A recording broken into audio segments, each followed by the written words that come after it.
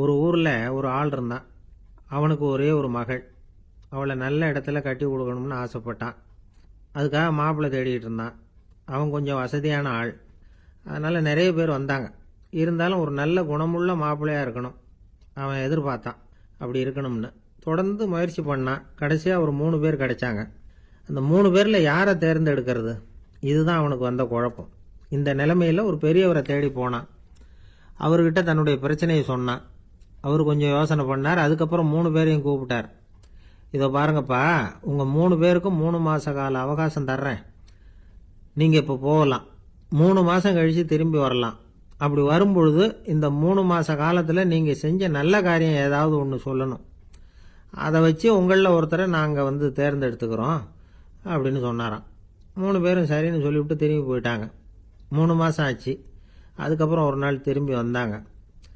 அவர் அவங்கள கூப்பிட்டு உட்கார வச்சார். அப்புறம் கேட்டார், இப்போ சொல்லுங்கள், இந்த 3 மாத காலத்தில் நீங்கள் செஞ்சிருக்கிற ஏதாவது ஒரு நல்ல காரியத்தை சொல்லுங்க அப்படின்னார்.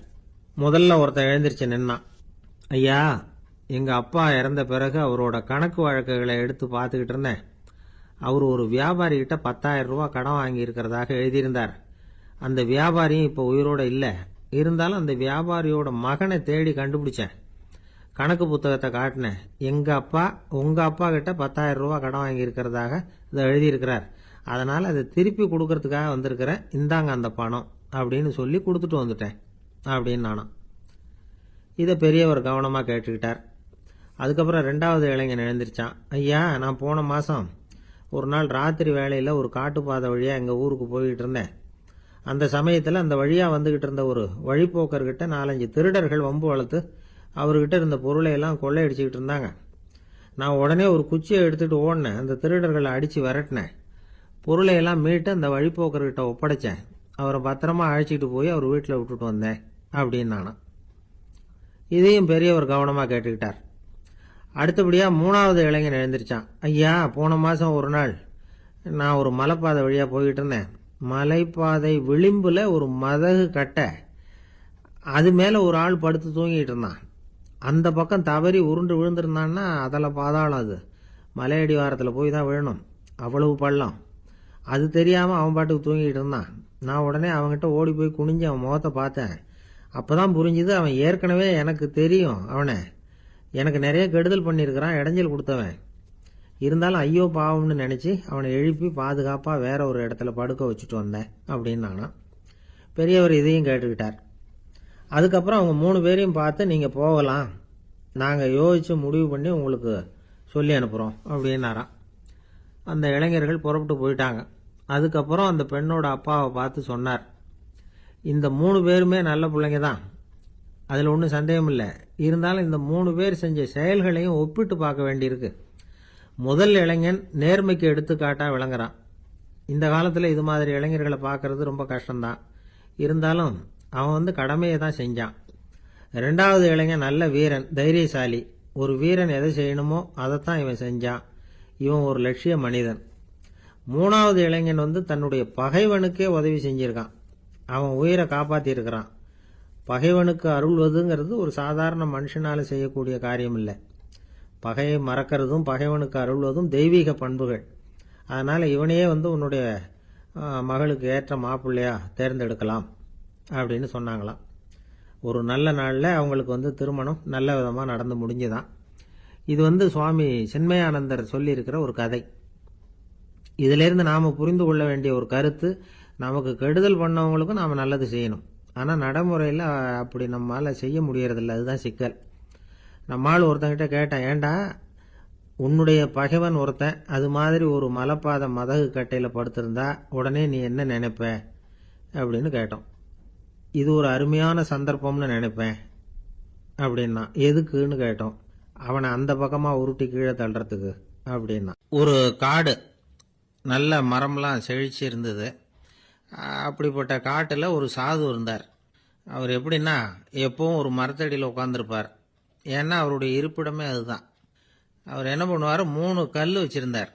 செங்கல் மாதிரி இருக்கும், ஆனால் அதை விட கொஞ்சம் பெருசாக இருக்கும். எதுக்கு அந்த 3 கல்லுன்னா, அதுதான் அவருடைய படுக்கை.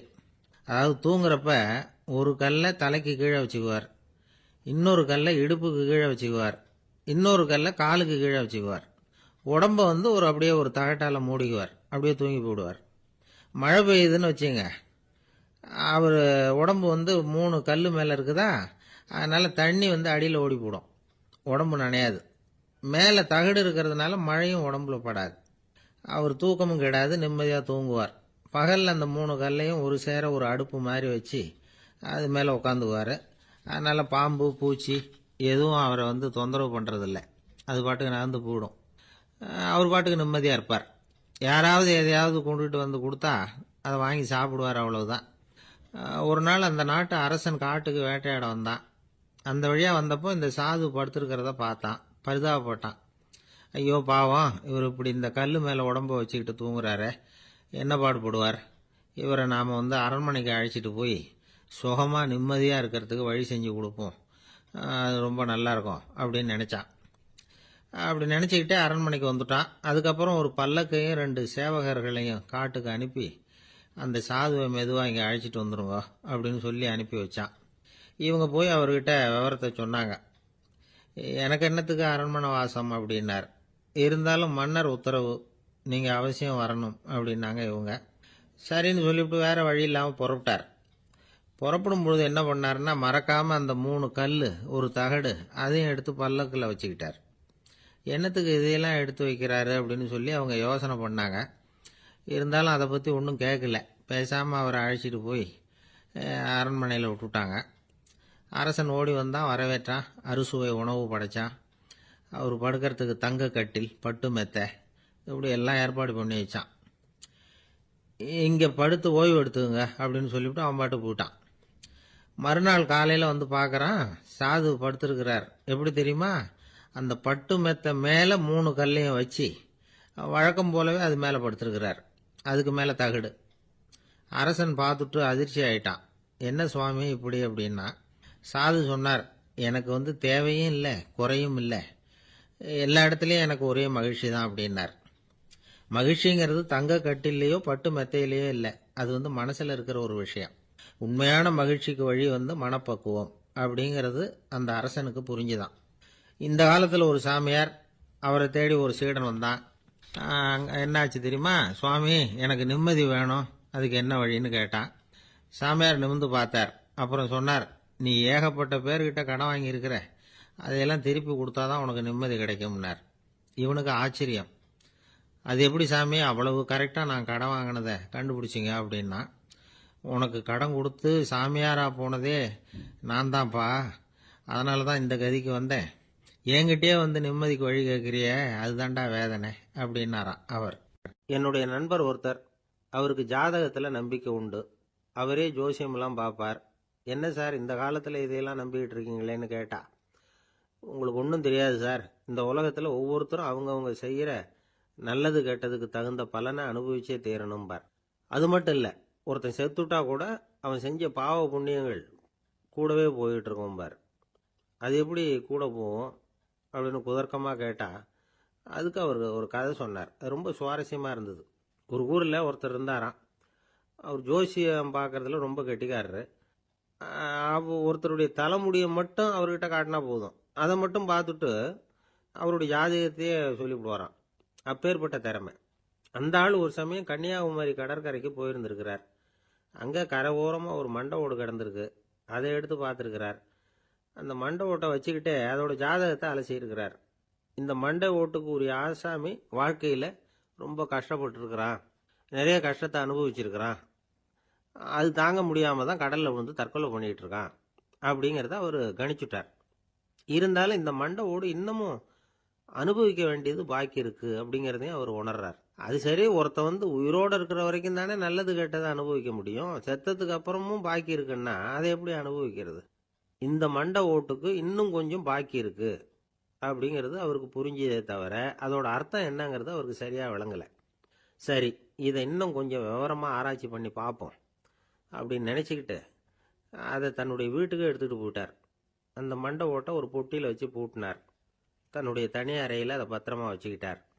தினமும் ராத்திரி ஆனதும் தன்னுடைய மனைவியை பார்த்து, நீ போய் பூஜை அறையில் தனியாக படுத்துக்கோ அப்படின்னு சொல்லிவிட்டு இவர் ராத்திரி 12 மணிக்கு பொட்டியை திறந்து அதை பார்ப்பார். மண்டை ஓடு அப்படியே இருந்ததே தவிர இன்னும் கொஞ்சம் பாக்கி இருக்குங்கிறதுக்கு அர்த்தம் அவருக்கு விளங்கலை. அந்த மண்டை ஓட்டுக்கு இன்னும் என்ன பாக்கி இருக்க போகுது. இப்படியே ஒரு 10 நாள் போச்சு. அந்த வீட்டம்மாவுக்கு சந்தேகம் வந்துட்டுது. நம்ம வீட்டுக்காரர் நம்மளை தனியாக ஏன் தூங்க சொல்கிறார் அப்படிங்கிற சந்தேகம்.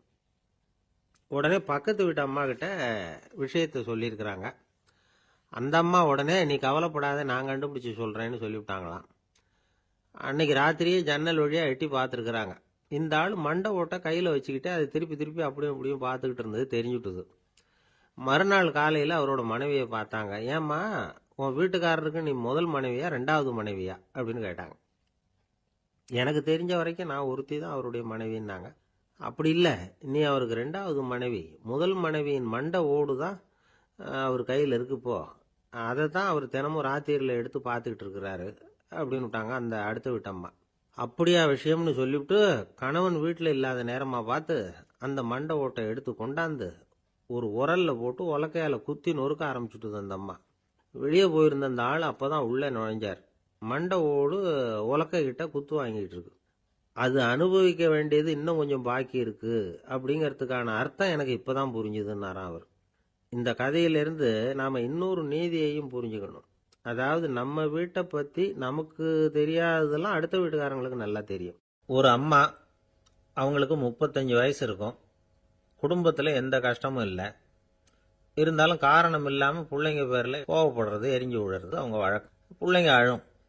உடனே அவங்க மனசும் சங்கடப்படும். இன்னொரு அம்மா, நல்ல வேலையில் இருக்கிறவங்க, வாரத்துக்கு ஒரு தடவையாவது தலைவலி வந்துடும். இவங்களுக்கெல்லாம் உடம்புல எந்த கோளாறும் இல்லை, மனசு மட்டும் சரியாக இருக்காது. தூக்க மாத்திரை கையில் வச்சுருப்பாங்க. 30-35 வயசுடைய பெண்களுக்கு சர்வசாதாரணமாக காணப்படுகிற மனக்கோளாறு இது. இதுக்கு பேர் மனவாட்டம், டிப்ரெஷன், மனமடிவு அப்படின்னு சொல்லலாம். இந்த நோய்க்கு அறிகுறி என்ன தெரியுமா? மனசில் வருத்தமான உணர்வு இருக்கும். அடிக்கடி அழலாம் போல தோணும். முன்னால எல்லாம் எந்தெந்த செயலில் ஆர்வம் இருந்ததோ அதெல்லாம் குறைஞ்சிரும், அல்லது சுத்தமாகவே ஆர்வம் இல்லாமல் போயிடும்.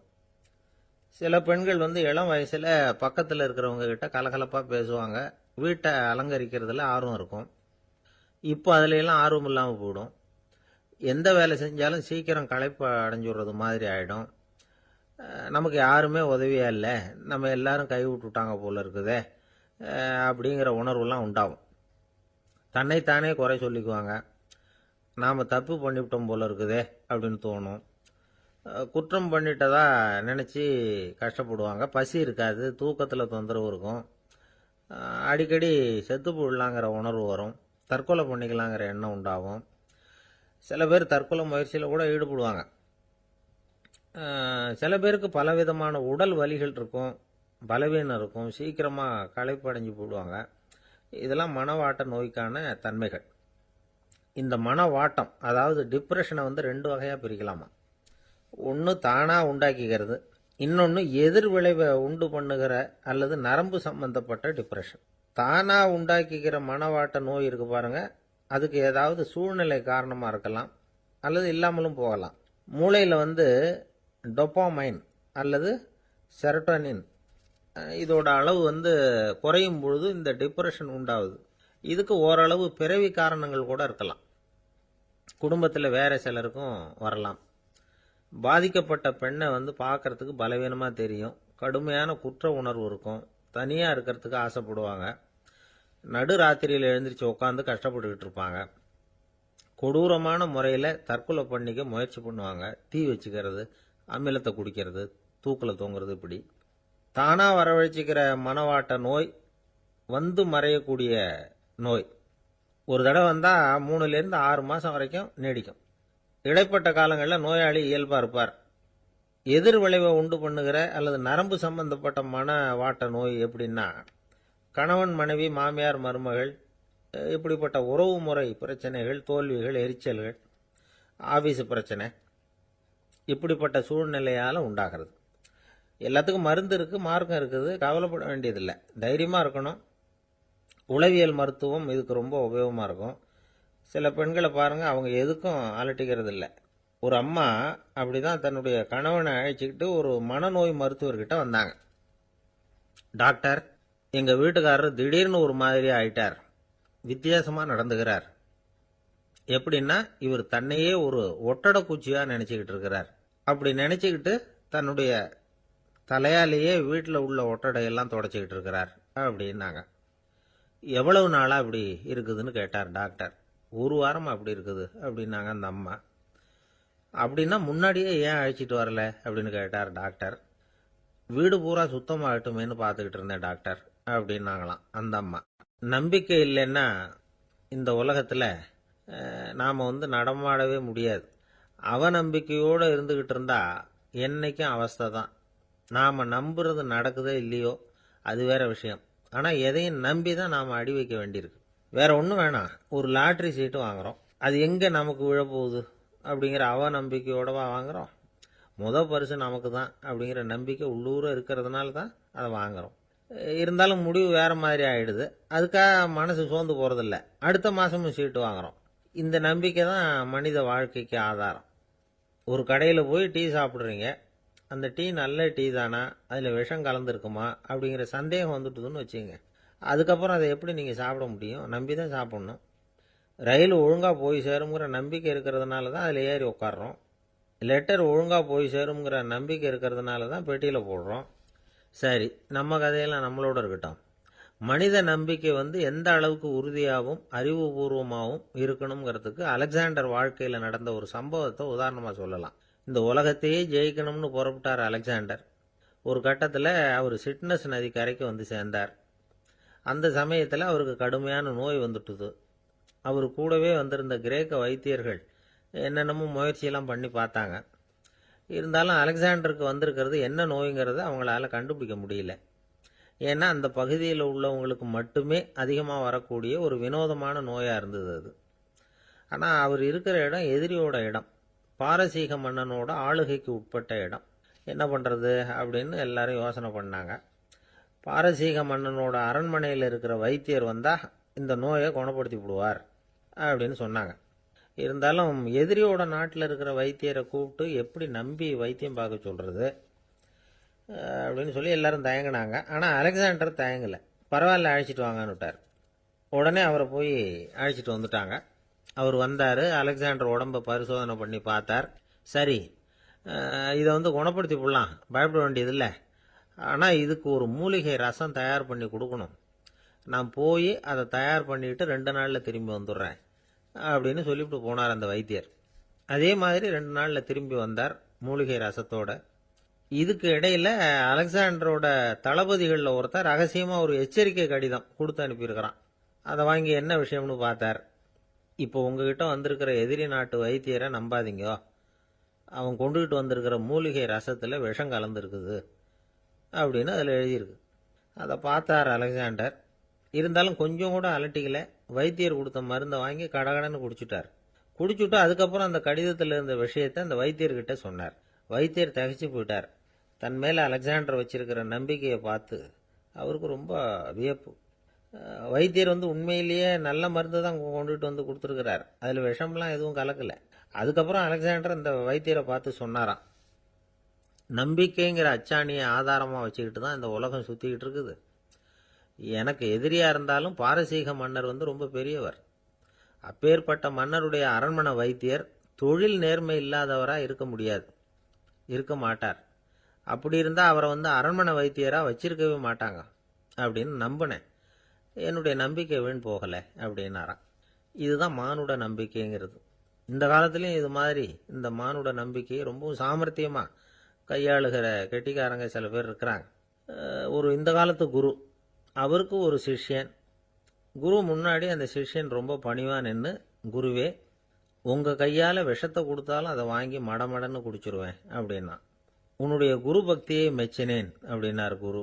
அதுக்கு அந்த சிஷ்யன், அப்படி இல்லை குருவே, உங்ககிட்ட சிஷ்யனாக இருக்கிறத விட உங்கள் கையால் விஷத்தை வாங்கி குடிச்சு விடுறது ரொம்ப நல்லது, அதனால தான் அப்படி சொன்னேன் அப்படின்னா. ஒரு காடு, அங்கே புத்தர் அவர் பாட்டுக்கு நடந்து போய்கிட்டே இருக்கிறார். அவருக்கு பின்னாடி ஒரு குரங்கு, அதுவும் தொடர்ந்து வந்துக்கிட்டே இருக்குது. புத்தர் திரும்பி பார்த்தார். குரங்கு அப்படியே குதித்து உயர எழும்பி ஒரு கிளையில் போய் உக்காந்துது. ஏன் இப்படி பண்ணுறேன்னு கேட்டார் புத்தர். என்னை சாதாரணமாக நினைக்க வேணாம், நான் மகாமந்தி, என்னால் எல்லாம் முடியும், முடியாதுங்கிற வார்த்தையே என்னுடைய அகராதியில் கிடையாது. என்ன வேணும்னாலும் செய்வேன் அப்படின்னுது. அப்படின்னா ஒரு பந்தயம் வச்சுக்கலாமான்னாரு இவர். ஓ வச்சுக்கலாமேன்னுது. வேற ஒன்றும் இல்லை, இப்போ நீ மேலே எழும்பி அந்த கிளையில் உட்காந்தது மாதிரி அங்கேருந்து தாவி என் உள்ளங்கையில் வந்து உட்காரணும், அவ்வளவுதான் அப்படின்னார்.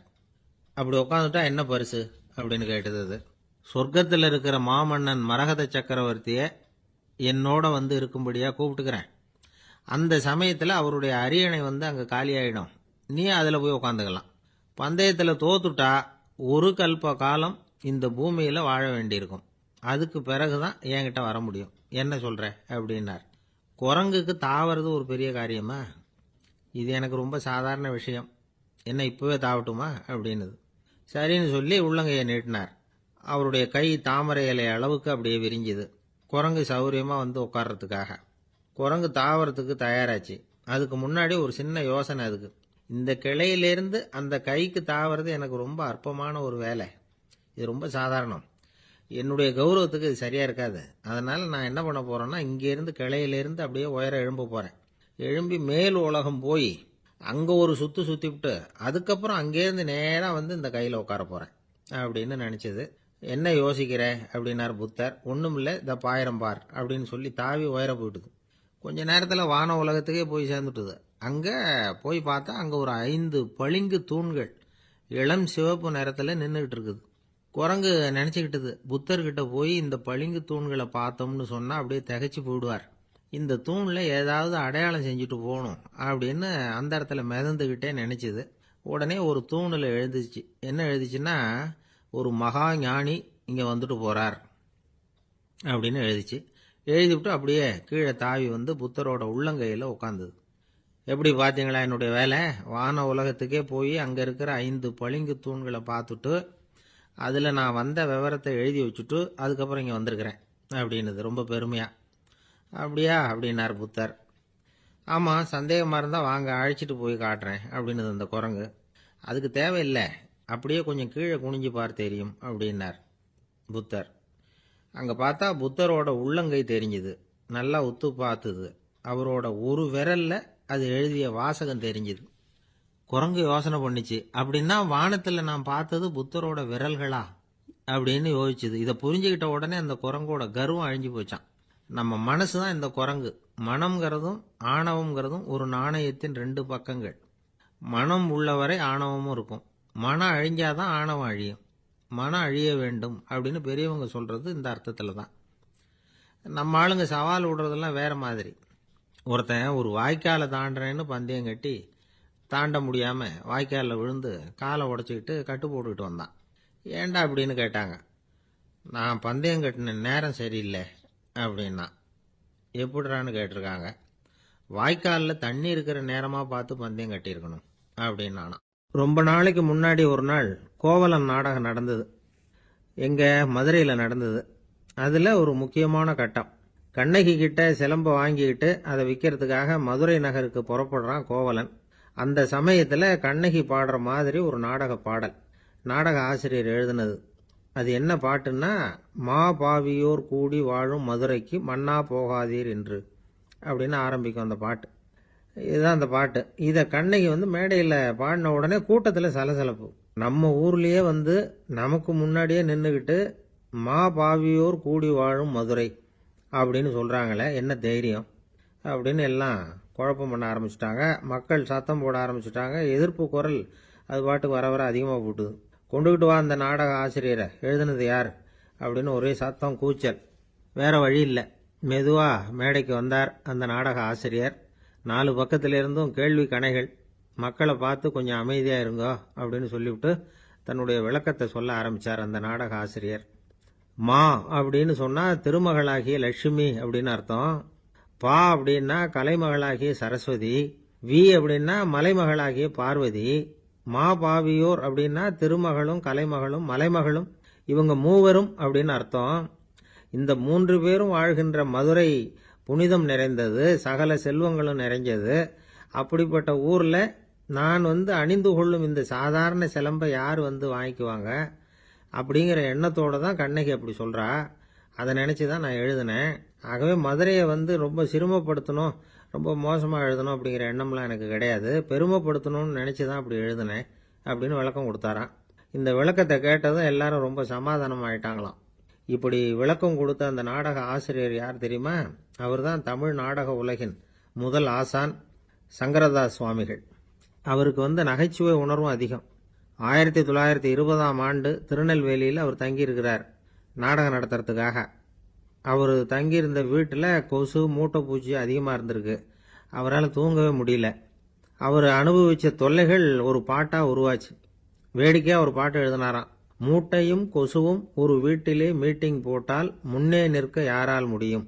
கொசு மோகன ராகம் போல சத்தம் போட்டு முன்னே நின்று செய்திடும் யுத்தம். இதை மறுநாள் நாடகத்தில் கோமாளி வேஷம் போட்ட ஒரு சிறுவனை விட்டு பாட வச்சிருக்காரு. எல்லாரும் சிரிச்சு ரசிச்சாங்களாம். சங்கரதாஸ் சுவாமிகள் கல்யாணமே பண்ணிக்கல, துறவி மாதிரியே வாழ்ந்திருக்கார். தமிழ் நாடக கலைக்கு தன்னையே அர்ப்பணம் பண்ணிட்டவர் அவர். 1922 நவம்பர் மாசத்துல ஒரு நாள் புதுச்சேரியில் அவர் வாழ்க்கை முடிஞ்சுது. அப்போ அவருக்கு வயசு 55. சங்கரதாஸ் சுவாமிகள் நாடக ஆசிரியர் மட்டும் இல்லை, மேடை நாடக இயக்குனர், தயாரிப்பாளர், அவரே ஒரு சிறந்த நடிகர். ஒரு தடவை சாவித்திரி நாடகத்தில் இவர் யமதர்மனா வேஷம் போட்டு நடிச்சிருக்கிறார். நாடகம் பார்த்துக்கிட்டு இருந்த கருவுற்ற ஒரு பெண்மணிக்கு பயத்தினால அங்கேயே குழந்தை பிறந்துட்டு தான். அந்த நிகழ்ச்சிக்கு அப்புறம் இவர் இந்த வேஷம் போடுறப்போலாம் ஜனங்களுக்கு முன்கூட்டியே எச்சரிக்கை கொடுக்க ஆரம்பிச்சிருவாராம். அதாவது அப்படி யாராவது பயப்படுறவங்க இருந்தால் கொஞ்சம் கண்ணை மூடிங்க அல்லது எழுந்திரிச்சு போடுங்கன்னு. நடிப்புன்னா அப்படில இருக்கணும்.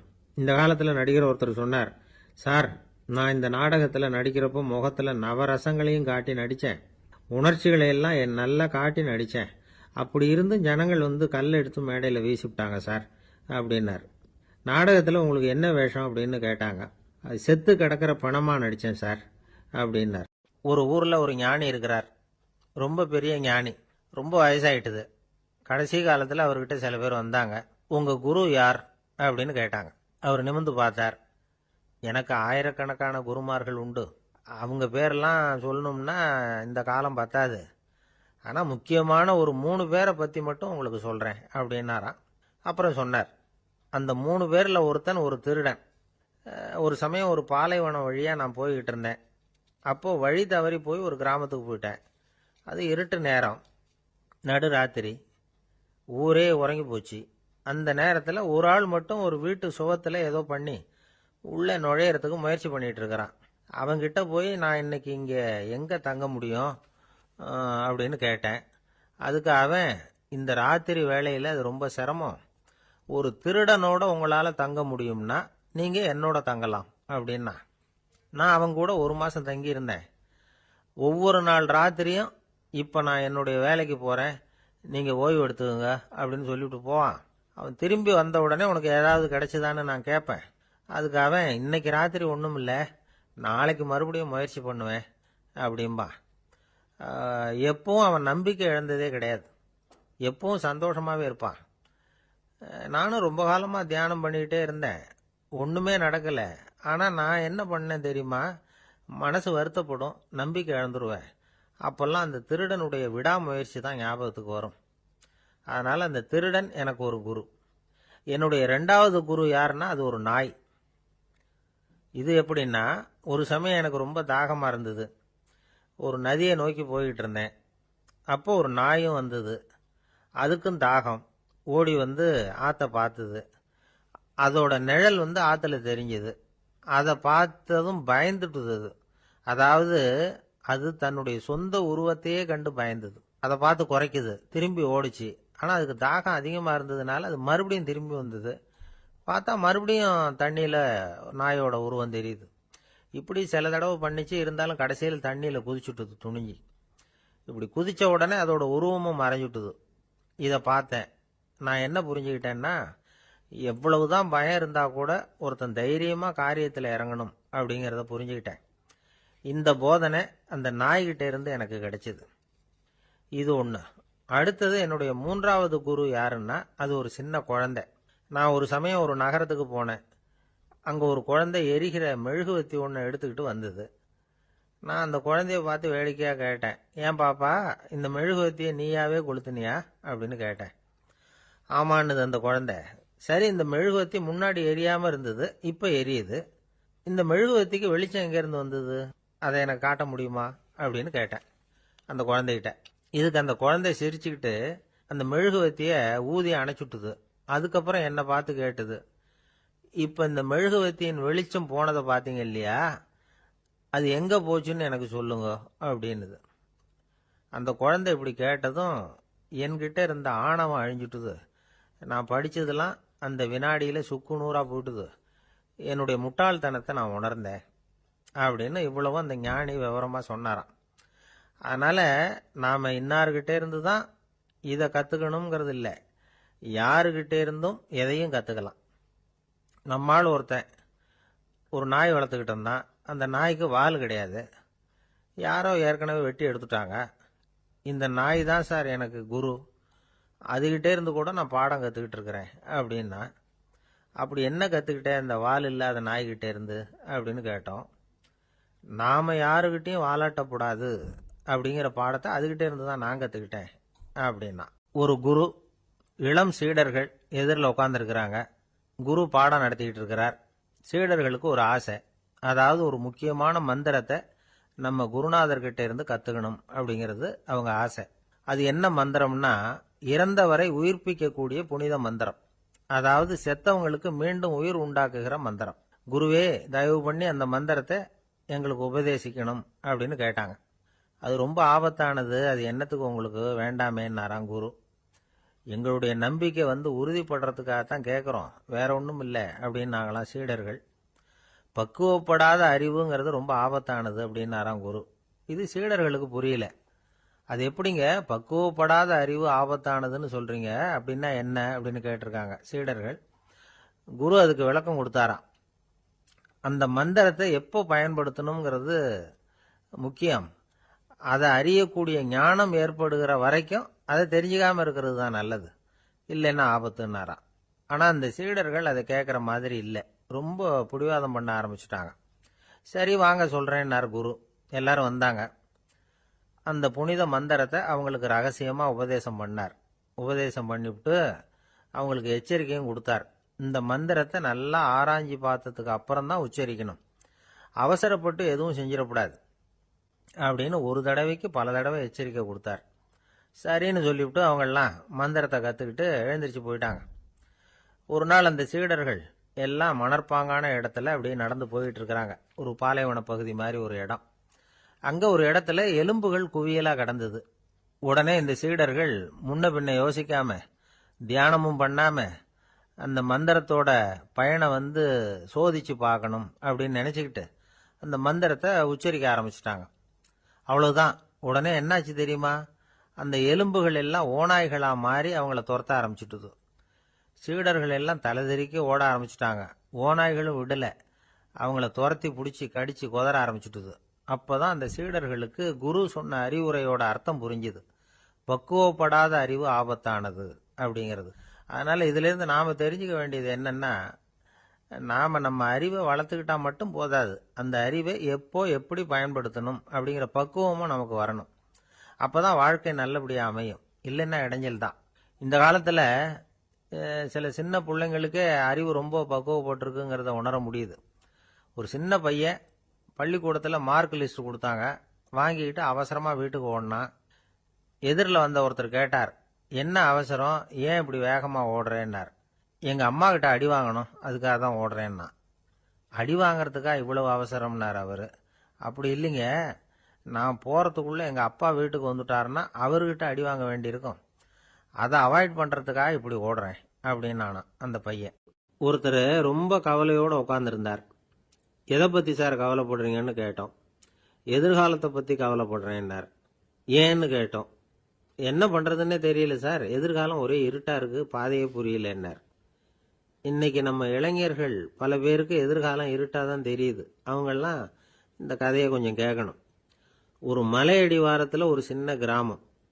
அந்த மலை ரொம்ப உயரமானது, அடர்த்தியாக செடி கொடிகள் மரங்கள் அதில் மண்டி கிடக்குது. பகல் வேளையில் இருட்டாக தான் இருக்கும், அவ்வளவு அடர்த்தி. அந்த மலை உச்சியில் ஒரு கோவில். நாள் ராத்திரியே புறப்பட்டாதான் காலையில் அந்த கோவிலுக்கு போய் சேர முடியும். கிராமத்து இளைஞன் ஒருத்தன் அந்த மலை உச்சிக்கு போக வேண்டியிருந்தது. கையில் ஒரு விளக்கை எடுத்துக்கிட்டு நாள் ராத்திரியே புறப்பட்டான். புறப்பட்டு போனவன் கிராமத்து எல்லையிலேயே நின்றுட்டான். ஏன் தெரியுமா, அவன் கையில் இருந்த விளக்கோட வெளிச்சம் 10 அடி தூரத்துக்கு தான் தெரியுது. அது வரைக்கும் தான் பாதை தெளிவாக இருக்குது. அதுக்கு அப்பால எல்லாம் ஒரே இருட்டாக இருக்குது, பாதை புரியல. இவன் யோசனை பண்ணி பார்த்தான். மனசுக்குள்ள ஒரு சந்தேகம். 10 அடி தூரம் தானே வெளிச்சம் தெரியுது, அப்படின்னா நாம் 10 அடி தூரம் தானே போக முடியும்.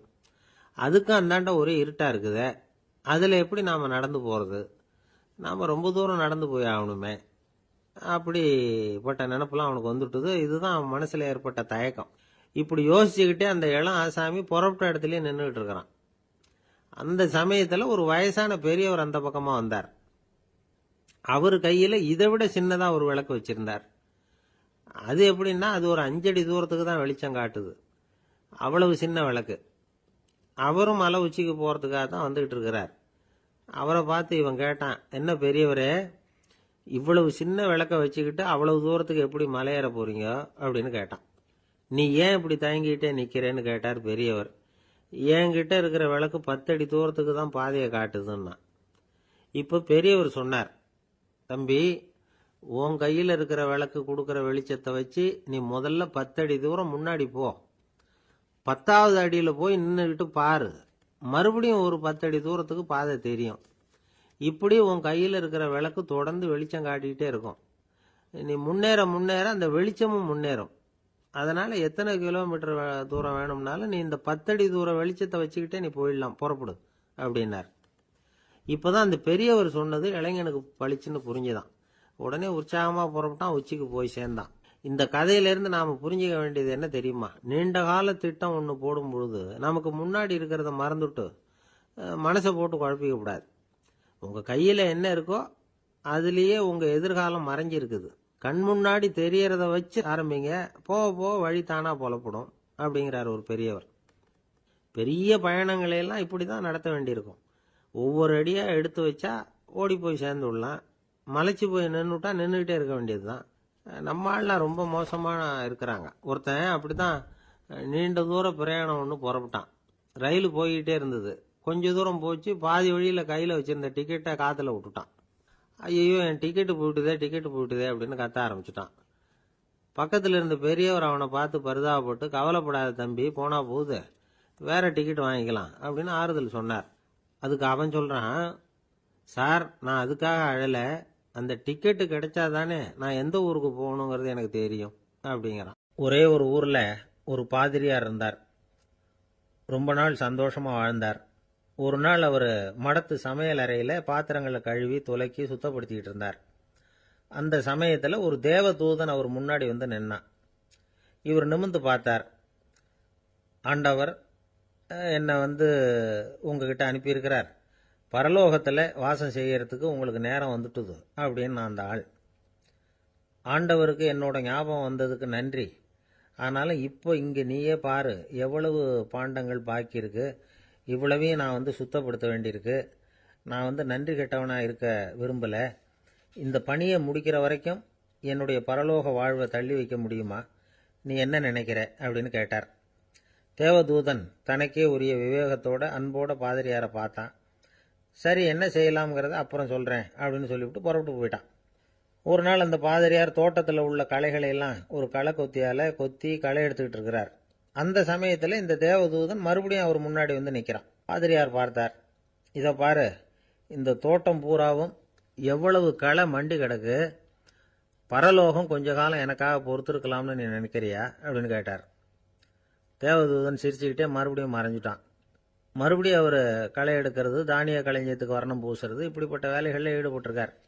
இன்னொரு நாள் ஒரு மருத்துவமனையில் நோயாளிகளை கவனிச்சுக்கிட்டு ரொம்ப தீவிரமாக இருக்கிறார் அந்த பாதிரியார். ஒரு நோயாளியோட தாகத்துக்கு தண்ணீர் கொடுத்துட்டு நிமிர்ந்து பார்க்குறப்போ தேவதூதன் மறுபடியும் அவர் முன்னாடி வந்து நிற்கிறான். இந்த தடவை பாதிரியார் தன்னலமற்றவராக பேரன்பை காட்டக்கூடிய வகையில் தன்னுடைய 2 கைகளையும் உயர்த்தியபடி தேவதூதனின் கவனத்தை பிணியால் வாடக்கூடிய நோயாளிகளின் பக்கம் திருப்பினாராம். தேவதூதன் ஒன்றும் சொல்லலை, மறைஞ்சிட்டான். அன்னைக்கு சாயந்தரம் பாதிரியார் மடத்தில் உள்ள தன்னுடைய அறைக்கு போய் இளைப்பாறினார். யோசிச்சு பார்த்தார். தேவதூதனையும் தேவதூதனின் விருப்பத்தையும் பல நாள் தள்ளி போட்டு வந்ததையும் அவர் ரொம்ப நினச்சி பார்த்தார். திடீர்னு தான் முதுமை அடைகிறதையும் சோர்வு அடைகிறதையும் உணர்ந்தார். ஆண்டவரை நினைச்சார். ஆண்டவரே, உம்முடைய தூதனை மறுபடியும் என்கிட்ட அனுப்புனா நான் சந்திக்கிறதுக்கு ஆவலாக இருக்கேன் அப்படின்னு சொல்கிறப்பவே தேவதூதன் பக்கத்தில் நின்னான். பாதிரியார் நிமிர்ந்து பார்த்தார். நீ இப்போவே என்னை அழைச்சிக்கிட்டு போக விரும்பினா நான் பரலோகத்துக்கு வர்றதுக்கு தயாராக இருக்கேன்னார். தேவதூதன் அந்த பாதிரியாரை அன்போடவும் விவேகத்தோடவும் பார்த்து, நீங்கள் என் கூட பரலோகத்துக்கு வர்ற தயாராக இருக்கிறதா சொல்கிறீங்க, ஆனால் நீங்கள் இதுவரைக்கும் வேற எங்கே இருந்ததா நினைக்கிறீங்க அப்படின்னு நானும். அப்படின்னா இதுவரைக்கும் இருந்த இடம் தான் பரலோகம் அப்படிங்கிறத உணர்த்தியிருக்கிறான். பரலோகம்னா என்னன்னு புரிஞ்சுக்கிறதுக்கு இந்த சம்பவம் நமக்கு உதவியாக இருக்குது. தொண்டு செய்கிறத விட பெரிய செயல் வேற எதுவும் இருக்க முடியாது. அது நம்ம மனசுக்கு கொடுக்குற சுகத்தை வேற எதுவும் கொடுக்க முடியாது. நாம் தொண்டு செய்கிற இடம் தான் அந்த புண்ணிய இடம். ஆனால் இந்த காலத்துல எல்லாம் நாம் தொண்டு செய்யணும்னு நினச்சி ஏதாவது ஆரம்பித்தா கூட அதை ஒரு மாதிரியாக சுற்றி நின்று வேடிக்கை பார்க்க ஆரம்பிச்சிடுறாங்க. ஒரு பெரியவர் அப்படித்தான் ஒரு தொண்டு செஞ்சுக்கிட்டு இருந்தார். ஒரு கோவில் கட்டிக்கிட்டு இருந்தாங்க. அதில் ஒரு இடத்துல ஒரு பலகையை வச்சு ஆணி அடிக்கிற வேலையை செஞ்சுக்கிட்டு இருந்தார் அந்த பெரியவர். ஒரு சின்ன பையன் அதை ரொம்ப ஊக்கமாக அக்கறையாக கவனிச்சுக்கிட்டு இருந்தான். பெரியவர் இதை கவனித்தார். என்னப்பா பார்க்குற, உனக்கும் இது மாதிரி தொண்டு செய்யணும்னு ஆசையாக இருக்கா அப்படின்னு கேட்டார். அதுக்கு அந்த பையன் சொல்கிறான், அப்படி இல்லைங்க, நீங்கள் ஆணி அடிக்கிறப்போ கையில் சுத்தியால் அடிச்சுக்கிட்டா எப்படி துடிப்பீங்க எப்படி கத்துவீங்கன்னு தெரிஞ்சுக்கிறதுக்காக அதை பார்க்கணும்னு ஆசை, அதுக்காக தான் காத்துக்கிட்டு இருக்கேன் அப்படின்னு நானும். ஒரு தீக்குச்சி தீப்பெட்டியை பார்த்து கேட்டுதான், நாம் 2 பேரும் தானே உரசிக்கிறோம், ஆனால் நான் மட்டும் தீப்பிடிச்சி எரிஞ்சு போகிறேன், நீ அப்படியே இருக்கிறியே அப்படின்னு தான்.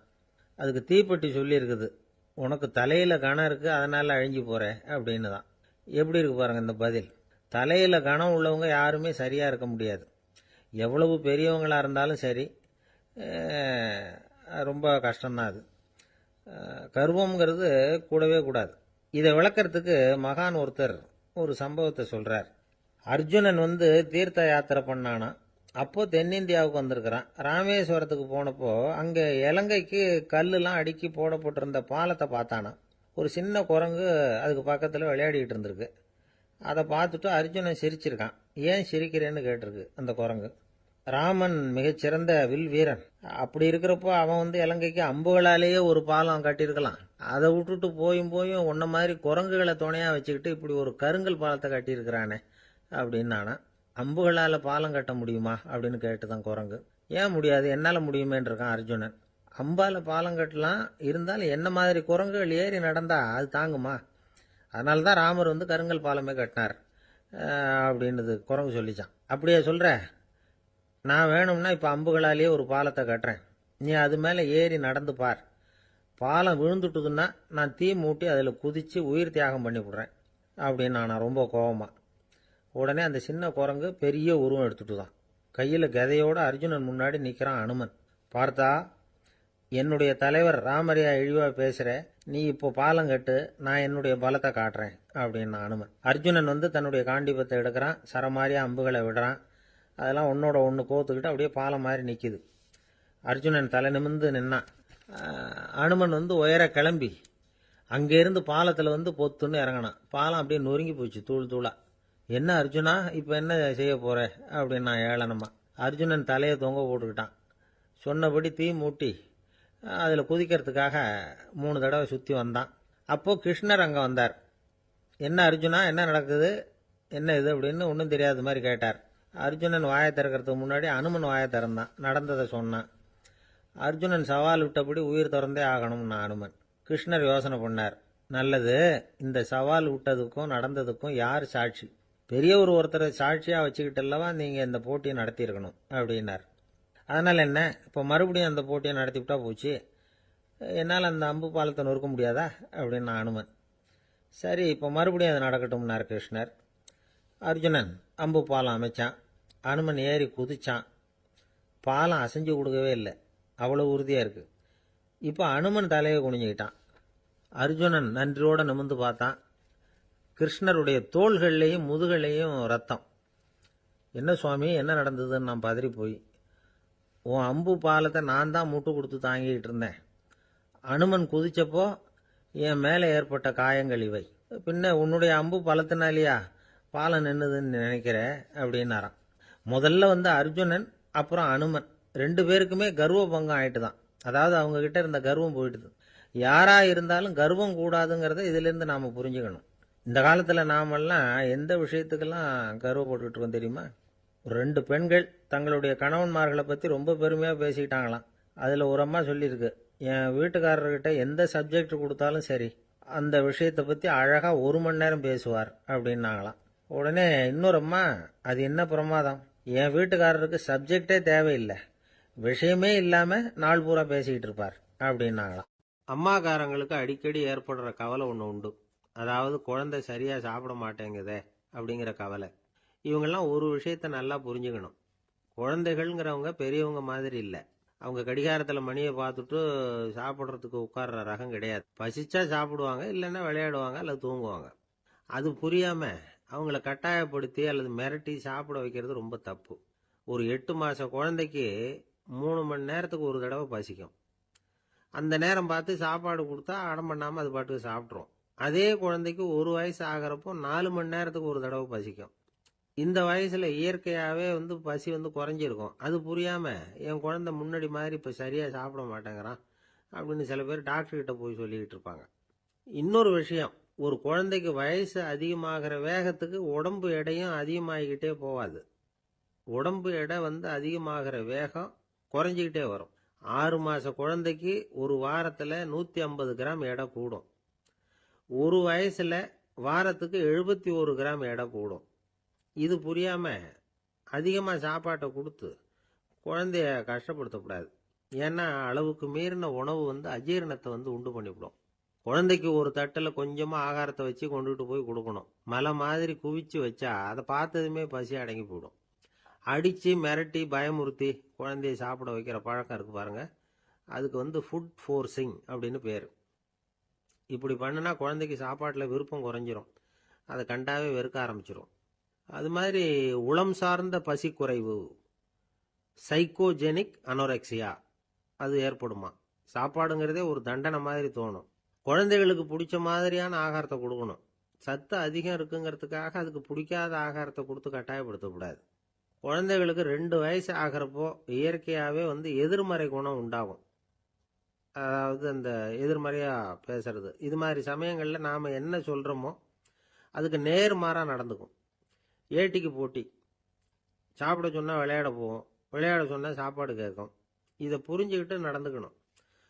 குழந்தை சொன்ன பேச்சை கேட்கலேன்னு கோவப்படக்கூடாது. குழந்தை வளர வளர பிடிவாத குணம் வர்றது சகஜம்.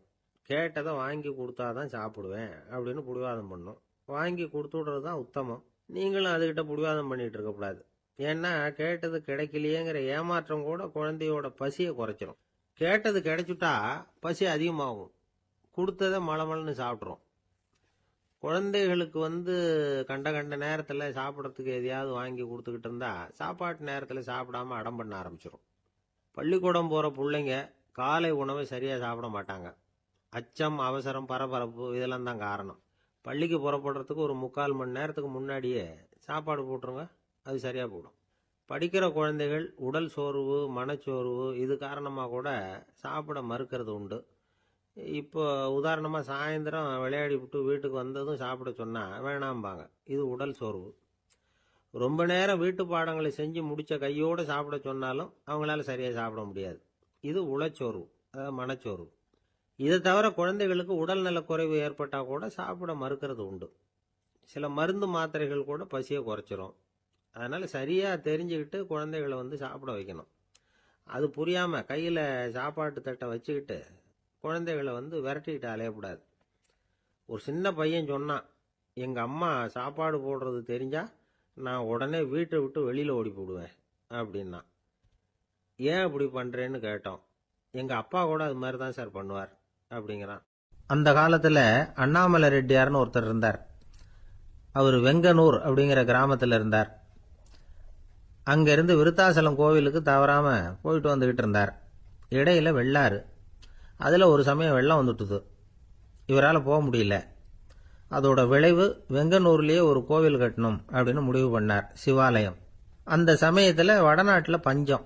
அதனால் அங்கே இருந்த பல சிற்பிகள் தென்னாட்டை நோக்கி வர ஆரம்பித்தாங்க. அவங்க வெங்கனூர் வழியாக வர்றது தெரிஞ்சதும் இவர் போய் பார்த்தார். இங்கே ஒரு கோவில் கட்டணும், அதுக்கு நீங்கள் உதவணும்னார். பஞ்ச காலத்தில் இப்படி ஒரு வாய்ப்பு கிடைச்சதில் அவங்களுக்கும் ரொம்ப மகிழ்ச்சி. உற்சாகத்தோடு ஒத்துக்கிட்டாங்க. ஆலய திருப்பணி ஆரம்பமாச்சு. அவங்களுக்கு வேண்டிய எல்லா வசதிகளையும் இவர் செஞ்சு கொடுத்தார். அவங்களுக்கு எந்த குறையும் இல்லாமல் பார்த்துக்கிட்டார். அது மட்டும் இல்லை, ஒவ்வொரு நாளும் அங்கே வருவார். உங்களுக்கு என்ன வேணும், எது வேணும்னு கேட்பாரு. ஏதாவது குறை இருந்தால் சொல்லுவாங்க. உடனே தீர்த்து வைப்பார். இவரும் கேட்பார், எந்த குறையா இருந்தாலும் என்கிட்ட சொல்லுங்க அப்படின்னு சொல்லுவார். அதை தவிர இவராகவே கவனிச்சும் அவங்களுக்கு என்னென்ன தேவைங்கிறத கண்டுபிடிச்சி அதையெல்லாம் கொடுத்துக்கிட்டு இருப்பார். என்ன தேவைன்னாலும் அதை நிறைவேற்றி வச்சுருவார். அந்த சிற்பிகளின் தலைவன் ஒருத்தன், அந்த ஆளுக்கு வெத்தலை பாக்கு போடுறது பழக்கம். இதை தெரிஞ்சுக்கிட்டு அதுக்காகவே ஒரு ஆளை ஏற்பாடு பண்ணார். வேணுங்கிறப்போலாம் நீ வெத்தலை சீவல் மடித்து கொடுக்க வேண்டியது உன் வேலை அப்படின்னு ஒருத்தனை ஏற்பாடு பண்ணிட்டார். இப்படியெல்லாம் செஞ்சதும் அவங்களுக்கும் ரொம்ப உற்சாகம். ரொம்ப பொறுப்பாக சிற்ப வேலைகளை செஞ்சுக்கிட்டு இருக்கிறாங்க. ஒரு நாள் என்னாச்சு தெரியுமா? அந்த சிற்பிகளின் தலைவன் ரொம்ப நுணுக்கமாக ஒரு வேலையை செஞ்சுக்கிட்டு இருக்கிறான். சாரம் போட்டு அது மேலே படுத்துக்கிட்டு அண்ணாந்து பார்த்து உச்சியில் நுணுக்கமான சிற்பங்களை உருவாக்கிக்கிட்டு இருக்கான். சிற்பியின் கவனம் செதறப்படாதுங்கிறதுனால இவர் மெதுவாக சத்தம் போடாமல் கிட்ட போய் நின்று அதை கவனிச்சுக்கிட்டு இருக்கிறார். அந்த சிற்பி வழக்கம் போல வெத்தலை பாக்குக்காக இடது கையை கீழே நீட்டினான். அந்த சமயம் பார்த்து அவருக்கு தாம்பூலம் கொடுக்குறவன் அங்கே இல்லை, எங்கேயோ போயிருக்கிறான். அண்ணாமலை ரெட்டியார் என்ன பண்ணார் தெரியுமா? தனக்காக கொடுக்கப்பட்ட தாம்பூலத்தை வாங்கி சிற்பியின் கையில் கொடுக்குறார். அவன் வாங்கி போட்டுக்கிட்டான். இது என்ன இன்னைக்கு வெத்தலை சீவல் வேற மாதிரி இருக்குது, வாசனை தாம்பூலமாக இருக்குது அப்படின்னு யோசனை பண்ணிட்டு கீழே திரும்பி பார்க்குறார். பார்த்தா ரெட்டியார் மறுபடியும் சிற்பி கை நீட்டும் பொழுது கொடுக்கறதுக்காக தாம்பூலத்தை மடித்து வாங்கி வச்சுக்கிட்டு தயாராக நிற்கிறார். சிற்பிக்கு அதிர்ச்சி. உடனே பொத்துன்னு கீழே குதிச்சான். ஐயா, என்ன இது நீங்களா அப்படின்னா. இவர் சொன்னார், நான் ஒன்றும் தப்பு பண்ணலையே, உன்னுடைய கை புண்ணியம் செஞ்ச கை, கோயில் கட்டுற கை, அந்த கைக்கு தாம்பூலம் கொடுக்கறதுல என்ன தப்பு அப்படின்னாராம். ஏற்கனவே பஞ்சத்தில் அடிபட்டு வந்த எங்களை நீங்கள் ஆதரிச்சதே பெரிய விஷயம். இந்த செயல் என்னை ஒரு பெரிய கடனாளி ஆக்கிவிட்டுது. ஐயா, எங்களுக்கு உணவு உடை இதை மட்டும் நீங்கள் கொடுத்தா போதும், ஊதியம்னு எதுவும் வாங்க மாட்டோம் அப்படின்னு அந்த சிற்பி. எவ்வளவோ வற்புறுத்தியும் எதுவும் வாங்கிக்கலையாம். இந்த செய்தியை தமிழ் தாத்தா டாக்டர் ஊவேசா சொல்லியிருக்கிறார். அந்த காலத்தில் எப்படிப்பட்டவங்கெல்லாம் வாழ்ந்துருக்கிறாங்க பாருங்க. இந்த காலத்தில் ஒருத்தர் கோவில் கட்டினார், வேலை செய்கிற எல்லாருக்கும் சாப்பாடு போடுவார். சிற்ப வேலை செஞ்சுட்டு சாப்பிட வர்ற ஒவ்வொருத்தர் கையையும் அன்பாக பிடிச்சு முத்தம் கொடுத்து உள்ளே அனுப்புவார். அந்த கைகளுக்கு நீங்கள் கொடுக்குற மரியாதையாது அப்படின்னு கேட்டாங்க. அடா, அது இல்லைங்க, ஏற்கனவே முதல் பந்தியில் சாப்பிட வந்தவன் மறுபடியும் வர்றானான்னு கண்டுபிடிக்கிறதுக்காக கையை பிடிச்சி மோந்து பார்க்குறேன் அப்படின்னாராம் அவர். பிரம்மத்தை அறிந்தவன் பிரம்மமாகிறான் அப்படின்னு ஒரு பெரியவர் பேசினார் ஒரு கோவிலில். தைத்திரிய உபனிஷத்து அப்படி சொல்லுதான். இதை கேட்கும் பொழுது நமக்கு ஒரு சந்தேகம் வரும். அது எப்படி? பிரம்மத்தை அறிந்தவன் பிரம்மம் ஆகிறான்னா, சிங்கத்தை அறிந்தவன் சிங்கம் ஆகிறானா, தோசையை அறிந்தவன் தோசை ஆகிறானா? இப்படிப்பட்ட சந்தேகம் நமக்கு வர்றதுல ஒன்றும் ஆச்சரியம் இல்லை. இது இயற்கை. இதுக்கும் அந்த பெரியவரே பதில் சொல்றார். சிங்கம் வேற, நாம வேற. அதனால சிங்கத்தை அறிந்தவன் சிங்கம் ஆக மாட்டான். ஆனா பிரம்மம் வேற, நாம வேற இல்லை. அதனால பிரம்மத்தை அறிந்தவன் பிரம்மமாகறான் அப்படிங்கிறது அவரோட விளக்கம். மனிதன் அவன்தான் தான் பிரம்மங்கிறது தெரியாதனால தான் அதை வேற எங்கேயோ தேடிட்டு இருக்கிறான். கடைசியில் அது தான் தாங்கிறது புரிஞ்சுக்கிற பொழுது அவன் பிரம்மம் ஆயிடுறான். இதை விளக்கறதுக்கு ஒரு உபநிஷத்து கதையே இருக்கு. நமக்கு தெரிஞ்ச கதை தான், ஆனால் அதை வேற விதமான அர்த்தத்தில் விளையாட்டாக சொல்லிட்டு இருக்கிறோம். ஒரு சமயம் ஒரு 10 நண்பர்கள் ஒரு காட்டு வழியாக போய்கிட்டு இருக்கிறாங்க. குறுக்க ஒரு நதி, அதை கடந்து அடுத்த பக்கம் போகணும். எல்லாரும் ஒரு வழியாக கடந்து அடுத்த கரைக்கு போய் சேர்ந்துட்டாங்க. அங்கே போய் சேர்ந்ததுக்கு அப்புறம் எல்லாரும் பத்திரமா சேர்ந்துட்டோமா அப்படின்னு தெரிஞ்சுக்கிறதுக்காக எண்ணி பார்க்குறான் அந்த கூட்டத்து தலைவன். அவங்க மொத்தம் 10 பேர். ஆனால் அவன் எண்ணி பார்க்குறப்போ 9 தான் வருது. ஏன்னா அவன் தன்னை விட்டுவிட்டான். எதிரில் நிற்கிறவங்கள மட்டுமே எண்றான். ஐயோ 10வது ஆள் எங்கேங்கிறான், பதறான். சரி நீ இரு, நான் எண்ணி பார்க்குறேன்னு சொல்லிவிட்டு இன்னொருத்தன் எண்றான். அவனும் தன்னை விட்டுட்டு எண்றான். 9 தான் வருது. எல்லாரும் கொய்ய முறையோன்னு கத்த ஆரம்பிச்சிட்டாங்க. அந்த சமயத்தில் ஒரு பெரியவர் அந்த பக்கமாக வர்றார். என்ன விஷயம்னு விசாரிக்கிறார். 10வது ஆளை 6 அடிச்சுட்டு போட்டுது அப்படின்னு சொல்லி இவங்க அழறாங்க. சரி அழாதீங்க அப்படின்னு சொல்லி அந்த தலைவனை பார்த்து இப்படி வாங்குறார். வர்றான். இப்போ எனக்கு முன்னாடி ஒரு தரம் எண்ணு பார்க்கலாம்ங்கிறார். 1 2 3ன்னு ஆரம்பித்து 9ல் முடிக்கிறான். உடனே பெரியவர் நீ தான் அந்த 10வது ஆள் அப்படிங்கிறார். இது உண்மை. நாம தான் அது. நாம தான் நம்மளை வேற எங்கேயோ தேடிட்டு இருக்கிறோம். நாம எங்கேயோ தேடிட்டு இருக்கிறோமே, அந்த பிரம்மம் நாம தான். இப்படி ஒரு பெரிய உண்மையை விளக்கறதுக்காக தான் அப்படி ஒரு கதை சொல்லப்பட்டது. ஆனால் அதை நாம் வேற விதமாக வேடிக்கையாக உபயோகப்படுத்திக்கிட்டு இருக்கிறோம். எப்படி தெரியுமா? ஒரு ஆத்தங்கரையில் ஒரு 10 பேர் முழிச்சுக்கிட்டே நின்றுக்கிட்டு இருந்தாங்களாம். அந்த பக்கமாக வந்த ஒருத்தன், ஏன் இப்படி முழிச்சுக்கிட்டு நிற்கிறீங்கன்னு கேட்டிருக்கிறான். எங்களுக்கு நீச்சல் தெரியாது, நாங்கள்லாம் அடுத்த கரைக்கு போய் சேரணும் அப்படின்னாங்களாம். சரி, நாங்கள் விட்டுட்டு போய் விடுறேன். எல்லாரும் அக்கறைக்கு போய் சேர்ந்த உடனே ஆளுக்கு ₹1 வீதமாக மொத்தம் ₹10 எனக்கு கொடுக்கணும் அப்படின்ட்டுருக்கான் இவன். சரின்னு ஒத்துக்கிட்டாங்க. இவன் ஒவ்வொருத்தராக கையை பிடிச்சி மெதுவாக ஆற்றுல இறக்கி அழைச்சிட்டு போயிட்டான். 9 பேரை கரை சேர்த்துட்டான். 10வது ஆள் பாதி ஆற்றுல போயிட்டு இருக்கிறப்போ திடீர்னு வெள்ளம் வந்துட்டுது. புடி நழுவி போச்சு. கையை விட்டுட்டான். வெள்ளம் அடிச்சிட்டு போட்டுது. அழைச்சிட்டு வந்தவன் நீச்சல் அடித்து தட்டு தடுமாறி கரைக்கு வந்து சேர்ந்துட்டான். கரையில் இருந்தவங்களுக்கு இந்த விஷயம் தெரியாது. இருந்தாலும் இவன் உடம்பு பூரா நனைஞ்சி கொஞ்சம் அதிகமாக மூச்சு வாங்க நின்றுக்கிட்டு இருந்தானா, ஏங்க ஏன் இப்படி மூச்சு வாங்குது, என்ன விஷயம் அப்படின்னு கேட்டாங்களாம். அதுக்கு இவன் கொஞ்சமாக அலட்டிக்காம சொன்னானா, வேற ஒன்றும் இல்லை, நீங்கள் கொடுக்க வேண்டிய ₹10 ₹1 குறைஞ்சி போச்சு, அவ்வளவுதான் அப்படின்னான். ஒரு ஆள் ராமகிருஷ்ணரை தேடி வந்தான். அவன் கையில் 1000 பொற்காசுகள் வச்சுருந்தான். அதை அவர்கிட்ட கொடுத்து இதை ஏற்றுக்கணும் அப்படின்னு ரொம்ப பணிவாக கேட்டுக்கிட்டான். அவர் பார்த்தார், இது எனக்கு தேவையில்லை, ஆனாலும் உன்னுடைய மனசை புண்படுத்துறதுக்கு நான் விரும்பலை, அதனால் நீ கொடுக்கறத வாங்கிக்கிறேன்னார். வாங்கிக்கிட்டார்.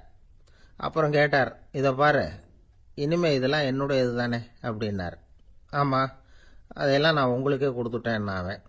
சரி, இப்போ நீ எனக்காக ஒரு காரியம் பண்ணணும்னார். என்ன செய்யணும்னு சொல்லுங்கன்னா, இந்த நாணயங்களையெல்லாம் எடுத்துக்கிட்டு போய் கங்கை நதியில் எரிஞ்சுட்டு வா அப்படின்னார். இவனுக்கு அதிர்ச்சியாக போச்சு. என்ன பண்ணுறது, இனிமேல் அது முடியாதுன்னு சொல்ல முடியாது. ஏன்னா அந்த நாணயங்களையெல்லாம் அவருக்கே கொடுத்துட்டான். இனிமேல் அதெல்லாம் இவனுடையது இல்லை. பேசாமல் அவ்வளவையும் அள்ளிக்கிட்டு ஆத்தங்கரைக்கு போனான். போனவன் ரொம்ப நேரம் திரும்பியே வரல. ராமகிருஷ்ணருக்கு சந்தேகம், என்ன ஆச்சு அந்த மனுஷனுக்கு, காசுகளோடு அந்த கங்கையில் குதிச்சுட்டானா, போகும்பொழுதே ஒரு மாதிரியாக தான் போனான், போய் என்னன்னு பார்த்துட்டு வாங்க அப்படின்னார். அங்கே இருந்த ஒருத்தர் ஓடி போய் பார்த்தார். அவர் போய் பார்க்கும் பொழுது அவன் அங்கேயே இருந்தான். அதுக்கப்புறம் அவர் திரும்பி வந்தார். வந்து விவரத்தை சொன்னார். அதாவது அவன் கங்கை கரையில் உட்காந்துக்கிட்டு ஒவ்வொரு நாணயமா 1 2ன்னு எண்ணி எண்ணி வீசிக்கிட்டு இருக்கிறான். அவனை சுற்றி ஒரு கும்பல் நின்றுக்கிட்டு அவனை தடுத்துக்கிட்டு இருக்குது அப்படின்னு விவரத்தை சொன்னார் போயிட்டு வந்தவர். இதை கேட்டதும் ராமகிருஷ்ணரே புறப்பட்டு அங்கே போனாராம். என்ன இப்படி பண்ணிகிட்டு இருக்கிற, நான் உன்னை அந்த நாணயங்களை கங்கையில் வீசி எறிய சொன்னேன், நீ ஏன் அதை எண்ணிக்கிட்டு இருக்கிற அப்படின்னார். பழக்கம்தான் காரணம், நான் ஒவ்வொரு நாளும் ஒவ்வொன்றா சேமித்து வச்சேன், இன்றைக்கி என்கிட்ட நிறைய இருக்குது, உங்களுக்கு ஒரு 1000 நாணயங்களை கொடுக்கணுங்கிறது என்னோட ஆசை அப்படின்னா. இப்போ ராமகிருஷ்ணர் சொன்னார், ஒரே நேரத்தில் எல்லாத்தையும் சம்பாதிச்சிருந்தா நீ எண்ணுறது பொருத்தமாக இருக்கும், எல்லாத்தையும் இழக்கும்போது ஒவ்வொன்றா எண்ணிக்கிட்டு இழக்கிறதுங்கிறது சரியான செயல் இல்லை, அதனால் ஒரே தடவையாக எல்லாத்தையும் தூக்கி எறிஞ்சிடும் அப்படின்னார். இது இழப்பது அப்படிங்கிற ஒரு உயர்ந்த நிலை. இதை நாம் யதார்த்த வாழ்க்கையில் சம்பந்தப்படுத்தி பார்த்து குழப்பிக்கிட்டு இருக்கக்கூடாது. இழக்கிறேன்னு சொல்லிக்கிட்டு இருக்கிற காசையெல்லாம் ஆற்றுலையும் குளத்துலையும் கொண்டு போய் எரிஞ்சிட்டு வாங்க அப்படின்னு உபதேசம் பண்ணுறதாக யாரும் நினச்சிடக்கூடாது. இதில் நாம் புரிஞ்சிக்க வேண்டியது என்னென்னா, எதையாவது ஒன்றை இன்னொருத்தருக்கு கொடுக்கணும் அப்படின்னு விருப்பப்பட்டால் அதை மனப்பூர்வமாக கொடுத்துடணும். கொடுத்துட்டு அதையே நினச்சிக்கிட்டு இருக்கக்கூடாது. நம்மால் ஒருத்தர் ஒரு ₹100 நோட்டை தன்னுடைய நண்பர் ஒருத்தர்கிட்ட கொடுத்து, இது உனக்கு தான் வச்சுக்கோ அப்படின்னார். அவர் பார்த்தார், இது இனிமேல் எனக்கு தானே சொந்தம் அப்படின்னார். ஆமான்னார் அவர். அப்படின்னா எனக்காக நீ ஒரு உதவி செய்யணும்னார். சொல்லுங்க செய்கிறேன்னார் அவர். இந்த ₹100 நோட்டை தீ வச்சு கொளுத்தி விடுனார். இவர் அதிர்ச்சியாகி அவரை பார்த்தார். இப்போ அவர் சொன்னார், நீ எனக்கு அன்பாக கொடுத்தது இது, இந்த நோட்டு கள்ள நோட்டுங்கிறது எனக்கு முன்னாடியே தெரியும், சீக்கிரம் கொளுத்தி விடு, அதுதான் நம்ம 2 பேருக்குமே நல்லது அப்படின்னாராம் அவர். திருப்பாவை 10ஆம் பாடல். நோற்றுச் சுவர்க்கம் புகுகின்ற அம்மனாய் மாற்றமும் தாராரோ வாசல் திறவாதார், நாற்றத்துழாய் முடி நாராயணன் நம்மால் போற்றப் பறைதரும் புண்ணியனால், பண்டொரு நாள் கூற்றத்தின் வாய் வீழ்ந்த கும்பகர்ணனும் தோற்றும் உனக்கே பெரும் துயில்தான் தந்தானோ, ஆற்ற அனந்தல் உடையாய் அருங்கலமே தேற்றமாய் வந்து திறவேலோர் எம்பாவாய்.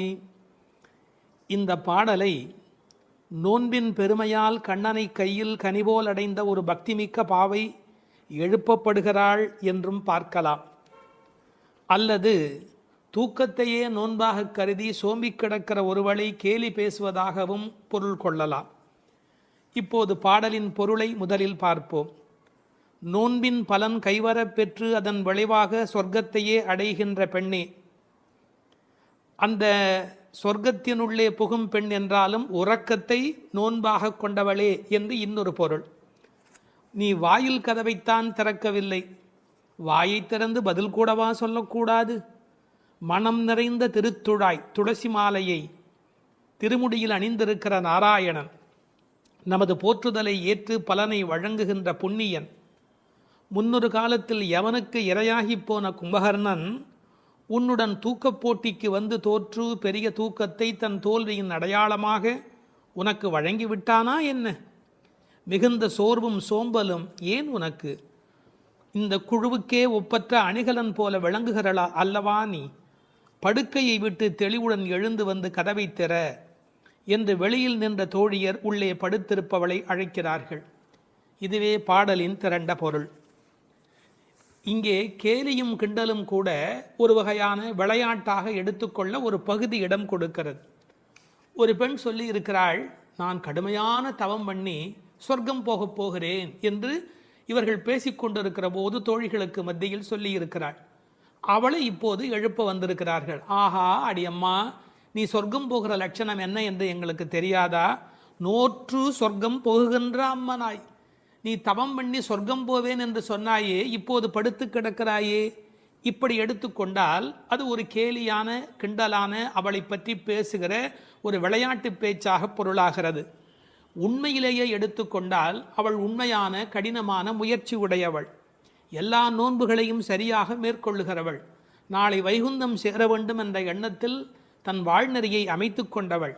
எனவே நோற்று சொர்க்கம் போகின்ற அம்மனாய் பெருமைக்கு உரியவளே, நீ தவம் பண்ணி மேலே போவேன் என்று சொன்னாயே, இப்போது தூங்கிக் கொண்டிருக்கிறாயே என்று ரெண்டு வகையிலேயும் பாவத்தை மாற்றி பொருள் சொல்லக்கூடிய பாடல் வரி இது. சொர்க்கம் எது, நரகம் எது? ராமாயணத்திலே சீதா பிராட்டியார் சொல்கிறார், உன்னோடு இருப்பதுதான் எனக்கு சொர்க்கம். ராமனிடத்திலே சொல்கிறார், உன்னை பிரிந்தால் அது நரகமாக ஆகிவிடுகிறது. ஆகவே பெருமானோடு இருக்கிற நேரம்தான் சொர்க்கம். இவள் ஒருவேளை தன் தவத்தின் பலனால் பெருமாளோடு இருக்கிறவளோ, இறைவனுடைய நினைப்பே சொர்க்கமாகிறது, மறப்பே நரகமாகிறது. இது இன்னொரு சிந்தனை. இவளுடைய இயல்பு பக்குவம் காரணமாக உயர்ந்து போய் சாது கோஷ்டியில் சேர்ந்துவிட்ட காரணத்தால் சாமானியரோடு நமக்கென்ன பேச்சு என்ற எண்ணத்தில் வாயாடாமல் இருக்கிறாளோ என்பதை அடுத்த வரி நமக்கு புலப்படுத்தும். தனக்கு உரிய நல்ல கோஷ்டியிலே இருப்பது, சிறந்தவர்களோடு அந்த வர்க்கத்தில் இருப்பதுதான் சொர்க்கமாக மாறுகிறது. நீ அப்படி தகுந்த சாது கோஷ்டியிலே போய் சேர்ந்து விட்டதால் எங்களோடெல்லாம் பேசக்கூடாது என்பதற்காக மாற்றமும் தாராரோ, நீ பதில் தராமல் இருக்கிறாயா என்று ஒரு கேள்வி எழுகிறது. அம்மாடி, உன்னால் வீட்டு வாசல் திறக்க முடியவில்லை, வீட்டு வாசலே திறக்க முடியவில்லையே, உனக்காக வைகுந்த வாசல் திறக்கப் போகிறதா என்று இன்னொரு கிண்டல் பொருளும் அதற்குள்ளே இருக்கிறது. மாற்றம் தாராரோ வாசல் திறவாதார். ஒருவேளை உண்ணாவிரதம் மாதிரி மௌன விரதம் இருக்கிறாயா? அட, வாயில் திறப்பது கடினம், வாயை திறப்பது கூடவா கடினம்? வாசல் செம்மினால் வாயும் செம்ம வேண்டுமோ என்று வியாக்கியானத்திலே இந்த இடத்தை குறிப்பிடுவார்கள். நீ எழுந்து பேச வேண்டாம், கதவை திறக்கக்கூடாதா? கதவை திறக்க வேண்டாம், வாயாலாவது பதில் சொல்லக்கூடாதா? ஏன் இப்படி நீ இருக்கிறாய் என்று அந்த பெண்ணை கேட்பது போல் அந்த பாடல் அமைந்திருக்கிறது. அடுத்து நாராயணனை சொல்லுகிறார்கள். நாற்றத் துழாய்முடி நாராயணன். உலகத்திலேயே மிகப்பெரிய சிறப்பு துளசிக்கு உண்டு. பிறக்கும் போதே அது நறுமணத்தோடு பிறப்பது. அதனால்தான் பின்னாலே பாடுகிறார்கள், இருந்தவண்ணாகிலும் கொண்டு வீசுமினி. துளசி கிடைக்கவில்லை என்றாலும் பரவாயில்லை, துளசி இருந்த மண்ணை எடுத்தாவது எங்கள் மீது வீசுங்கள் என்பார்கள். ஒரு பெருமாள் கோயிலுக்குள் போகிற போது நமக்கு கிடைக்கிற மிகப்பெரிய இன்பமே அந்த திருத்துழாய் நறுமணம். பச்சை கற்பூரம் அது இன்னொரு பக்கம், திருத்துழாய் நறுமணம்தான் கோயிலின் சிறப்பழகு. கண்ணன் திருத்துழாய் அணிந்து அங்கு வந்து சென்றால் 100 குழிக்கு தாங்கும் என்று உரை எழுதுவார்கள். அதாவது அவன் வந்து போன வாசம் அந்த இடம் முழுவதும் நிறைந்திருக்குமா. இப்போது திருத்துழாய் வாசம் வருவதாலே இந்த பெண்களுக்கு உள்ளூர ஒரு கவலை, ஒருவேளை கண்ணன் இங்கே உள்ளே வந்துவிட்டு போயிருக்கிறானோ என்கிற ஒரு சின்ன கவலையும் வெளிப்பட பேசுகிறார்கள். நாற்றத்துழாய்முடி நாராயணன். நான் துளசியை பற்றி ஒரு மருத்துவ புத்தகம் படித்து கொண்டிருந்தேன். அதில் துளசி பிராணசக்தியை கூட்டி நம்முடைய கபத்தை குறைக்கக்கூடியது. அது மட்டுமல்ல, அது 100 வகையான மேலான மருந்தாக அது பயன்பட்டு கொண்டிருக்கிறது. துளசி, கருந்துளசி, செந்துளசி, நாதுளசி என்று 4 வகையாக அது கிடைக்கிறது. பிராணசக்தியை கூட்டுகிறது என்பதற்காக அப்படியே எடுத்துக்கொள்ளுகிற போது அது முற்றிலுமாக ஒருவருடைய உடலை மாற்றி அமைக்கக்கூடியது. துறவரத்துக்கு போகிறவர்களுக்கு கூட துணை நிற்கக்கூடியது என்று ஒரு குறிப்பு எழுதி வைத்திருக்கிறார்கள். துளசியோடு ஒரு 5 மிளகு வைத்து 3 நாள் சாப்பிட்டால் 3 மாத காலம் ஒரு பெண் அப்படி சாப்பிட்டால் குழந்தை பேர் இல்லாத பெண்களுக்கு வாய்க்கும் என்று எழுதுகிறார்கள். 9 மிளகு வைத்து அரைத்து 7 நாட்கள் வெறும் வயிற்றில் சாப்பிட்டால் எந்த விஷமும் உரியும் என்று எழுதுகிறார்கள். எனவே மருந்தல்ல, மாமருந்தாக விளங்குவது திருத்துழாய். அந்த நாற்றத்துழாய் முடி நாராயணன். திருவடியில் மட்டுமல்ல, அவன் திருமுடியிலும் இருக்கிற மேன்மையும் ஏற்றமும் பெற்றது இந்த திருத்துழாய். அந்த நாராயணன் நம்மால் போற்ற பறைதரும் புண்ணியனால். இந்த நம்மால் என்பதை நம்மால் என்று பிரித்து சொல்வார்கள், நம்மால் என்று சேர்த்து சொல்வார்கள். அதாவது நாம் இப்போது பாடினால் அவன் நமக்கு பறை தருவான், நம்முடைய மால் நமக்கு பறை தருவான். நமக்கு மால் இருக்குமென்றாலும், மால் என்றால் மயக்கம். சில பேர் சுய மோகிகள், தன்னைத்தானே மோகித்து கொண்டு தன்னை பெரிதாக நினைத்து கொண்டிருப்பார்கள். அப்படிப்பட்ட குறையுடையவராக இருந்தாலும் கூட அவர்களுக்கு கருணை பாலிக்கிறவன் கடவுளாக மாறுகிறான். நம்மால் போற்ற பறை தரும் புண்ணியனால். அவன் புகழை பாடிய மாத்திரத்தில் நமக்கு பறை தருகிறான், புருஷார்த்தங்களை அருளுவதற்கு தயாராக இருக்கின்றான். அடுத்து அந்த பெண்ணை அவர்கள் கேலி பேசுகிறார்கள். அப்படிப்பட்டவனை நாங்கள் பாடுகிற போது கூட நீ தூங்கி கொண்டிருக்கிறாயே, இது என்ன நியாயம்? பண்டொரு நாள் கூற்றத்தின் வாய் வீழ்ந்த கும்பகர்ணனும். இந்த பண்டொரு நாள் என்பதற்கு நேரடியாக நீங்கள் பொழிப்புரை எழுதினால் முன்பு ஒரு நாள், அதாவது ராமாயணம் முன்னர் நடந்தது. அப்படி முன்பொரு நாள் நடந்த ராமாயண யுத்தத்தில் கும்பகர்ணன் தோற்று விழுந்தான். இது வெளிப்படையான பொருள். ஆனால் ஒரு நயம் இருக்கிறது. பண்டு ஒரு நாள், ராமாயண கதை படித்தவர்களுக்கு தெரியும், ராவணனை போன்றவர்கள் முதல் நாள் போருக்கு வருகிறார்கள், பின்னாலும் வருகிறார்கள். இந்திரஜித்தன் ஒரு நாள் வருகிறான், பிறகு இன்னொரு நாள் வருகிறான். ஆனால் கும்பகர்ணன் ஒரே ஒரு நாள் தான் போருக்கு வருகிறான், அன்றே மாண்டு போய் விடுகிறான். இந்த மிகப்பெரிய வரலாற்று குறிப்பை பண்டொரு நாள் கூற்றத்தின் வாய்வீழ்ந்த கும்பகர்ணன் என்று குறிக்கிறாள். கூற்றத்தின் வாய்வீழ்ந்த கும்பகர்ணன் என்றால் யமனுடைய வாயில் வந்து விழுந்த கும்பகர்ணன். ராமன் கொன்றான் என்று பழி சொல்ல விருப்பமில்லை. ஒருவர் தண்ணீர் குடிப்பதற்கு ஏரி வெட்டி வைக்கிறார், அதில் வந்து ஒருவர் விழுந்து விட்டால் அது ஏரி வெட்டி அவருடைய தவறா? அது மாதிரி தயரதன் பெற்ற மரகத மணித்தடம் ஸ்ரீராமன், அதில் வந்து விழுந்து இறந்தவன் கூற்றத்தின் வாய்வீழ்ந்த கும்பகர்ணன் என்று நயம்பட பேசுகிறாள். 6 மாதம் தூக்கமுடையவன் அவன், தோற்றும் உனக்கே பெருந்துயில்தான் தந்தானோ. தோற்றவர்கள், வெற்றி பெற்றவர்களுக்கு ஒரு பரிசு தர வேண்டும். அப்படி கும்பகர்ணன் தோற்றவன் இந்த தூக்கத்தை இவளுக்கு பரிசாக கொடுத்து விட்டு போயிருக்கிறான். கும்பகர்ணன் இவளோடு போட்டி போட்ட போது இவள் வெற்றி பெற்று விட்டாளாம். அந்த கேலி பேசுகிறார்கள், தோற்றும் உனக்கே பெரும் தொழில்தான் தந்தானோ. சோம்பல் எல்லா நோய்களுக்கும் மகப்பேறு மருத்துவ மறை. ஆங்கிலத்திலே என்தூசியாசம் என்று ஒரு வார்த்தை சொல்கிறார்கள். அதை பற்றி ஆழமான பொருள் சொல்லுகிறவர்கள், என்தூசியாசம் என்றால் உற்சாகம் என்று மட்டும் பொருள் அல்ல, இறைமையில் நிறைந்தவர் என்று ஒரு பொருள் கொள்ளுகிறார்கள். எனவே சோம்பல் இறைநிலைக்கு எதிரானது, உயிர்ப்பு இறைநிலைக்கு அடையாளமானது.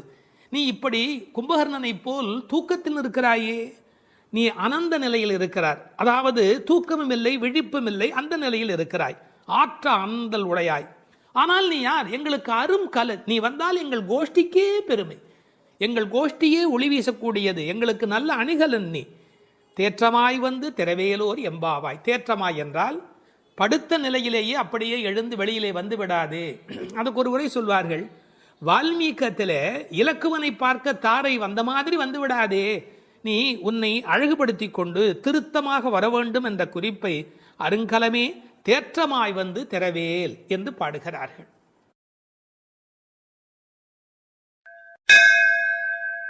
திருப்பாவை 11ஆம் பாட்டு.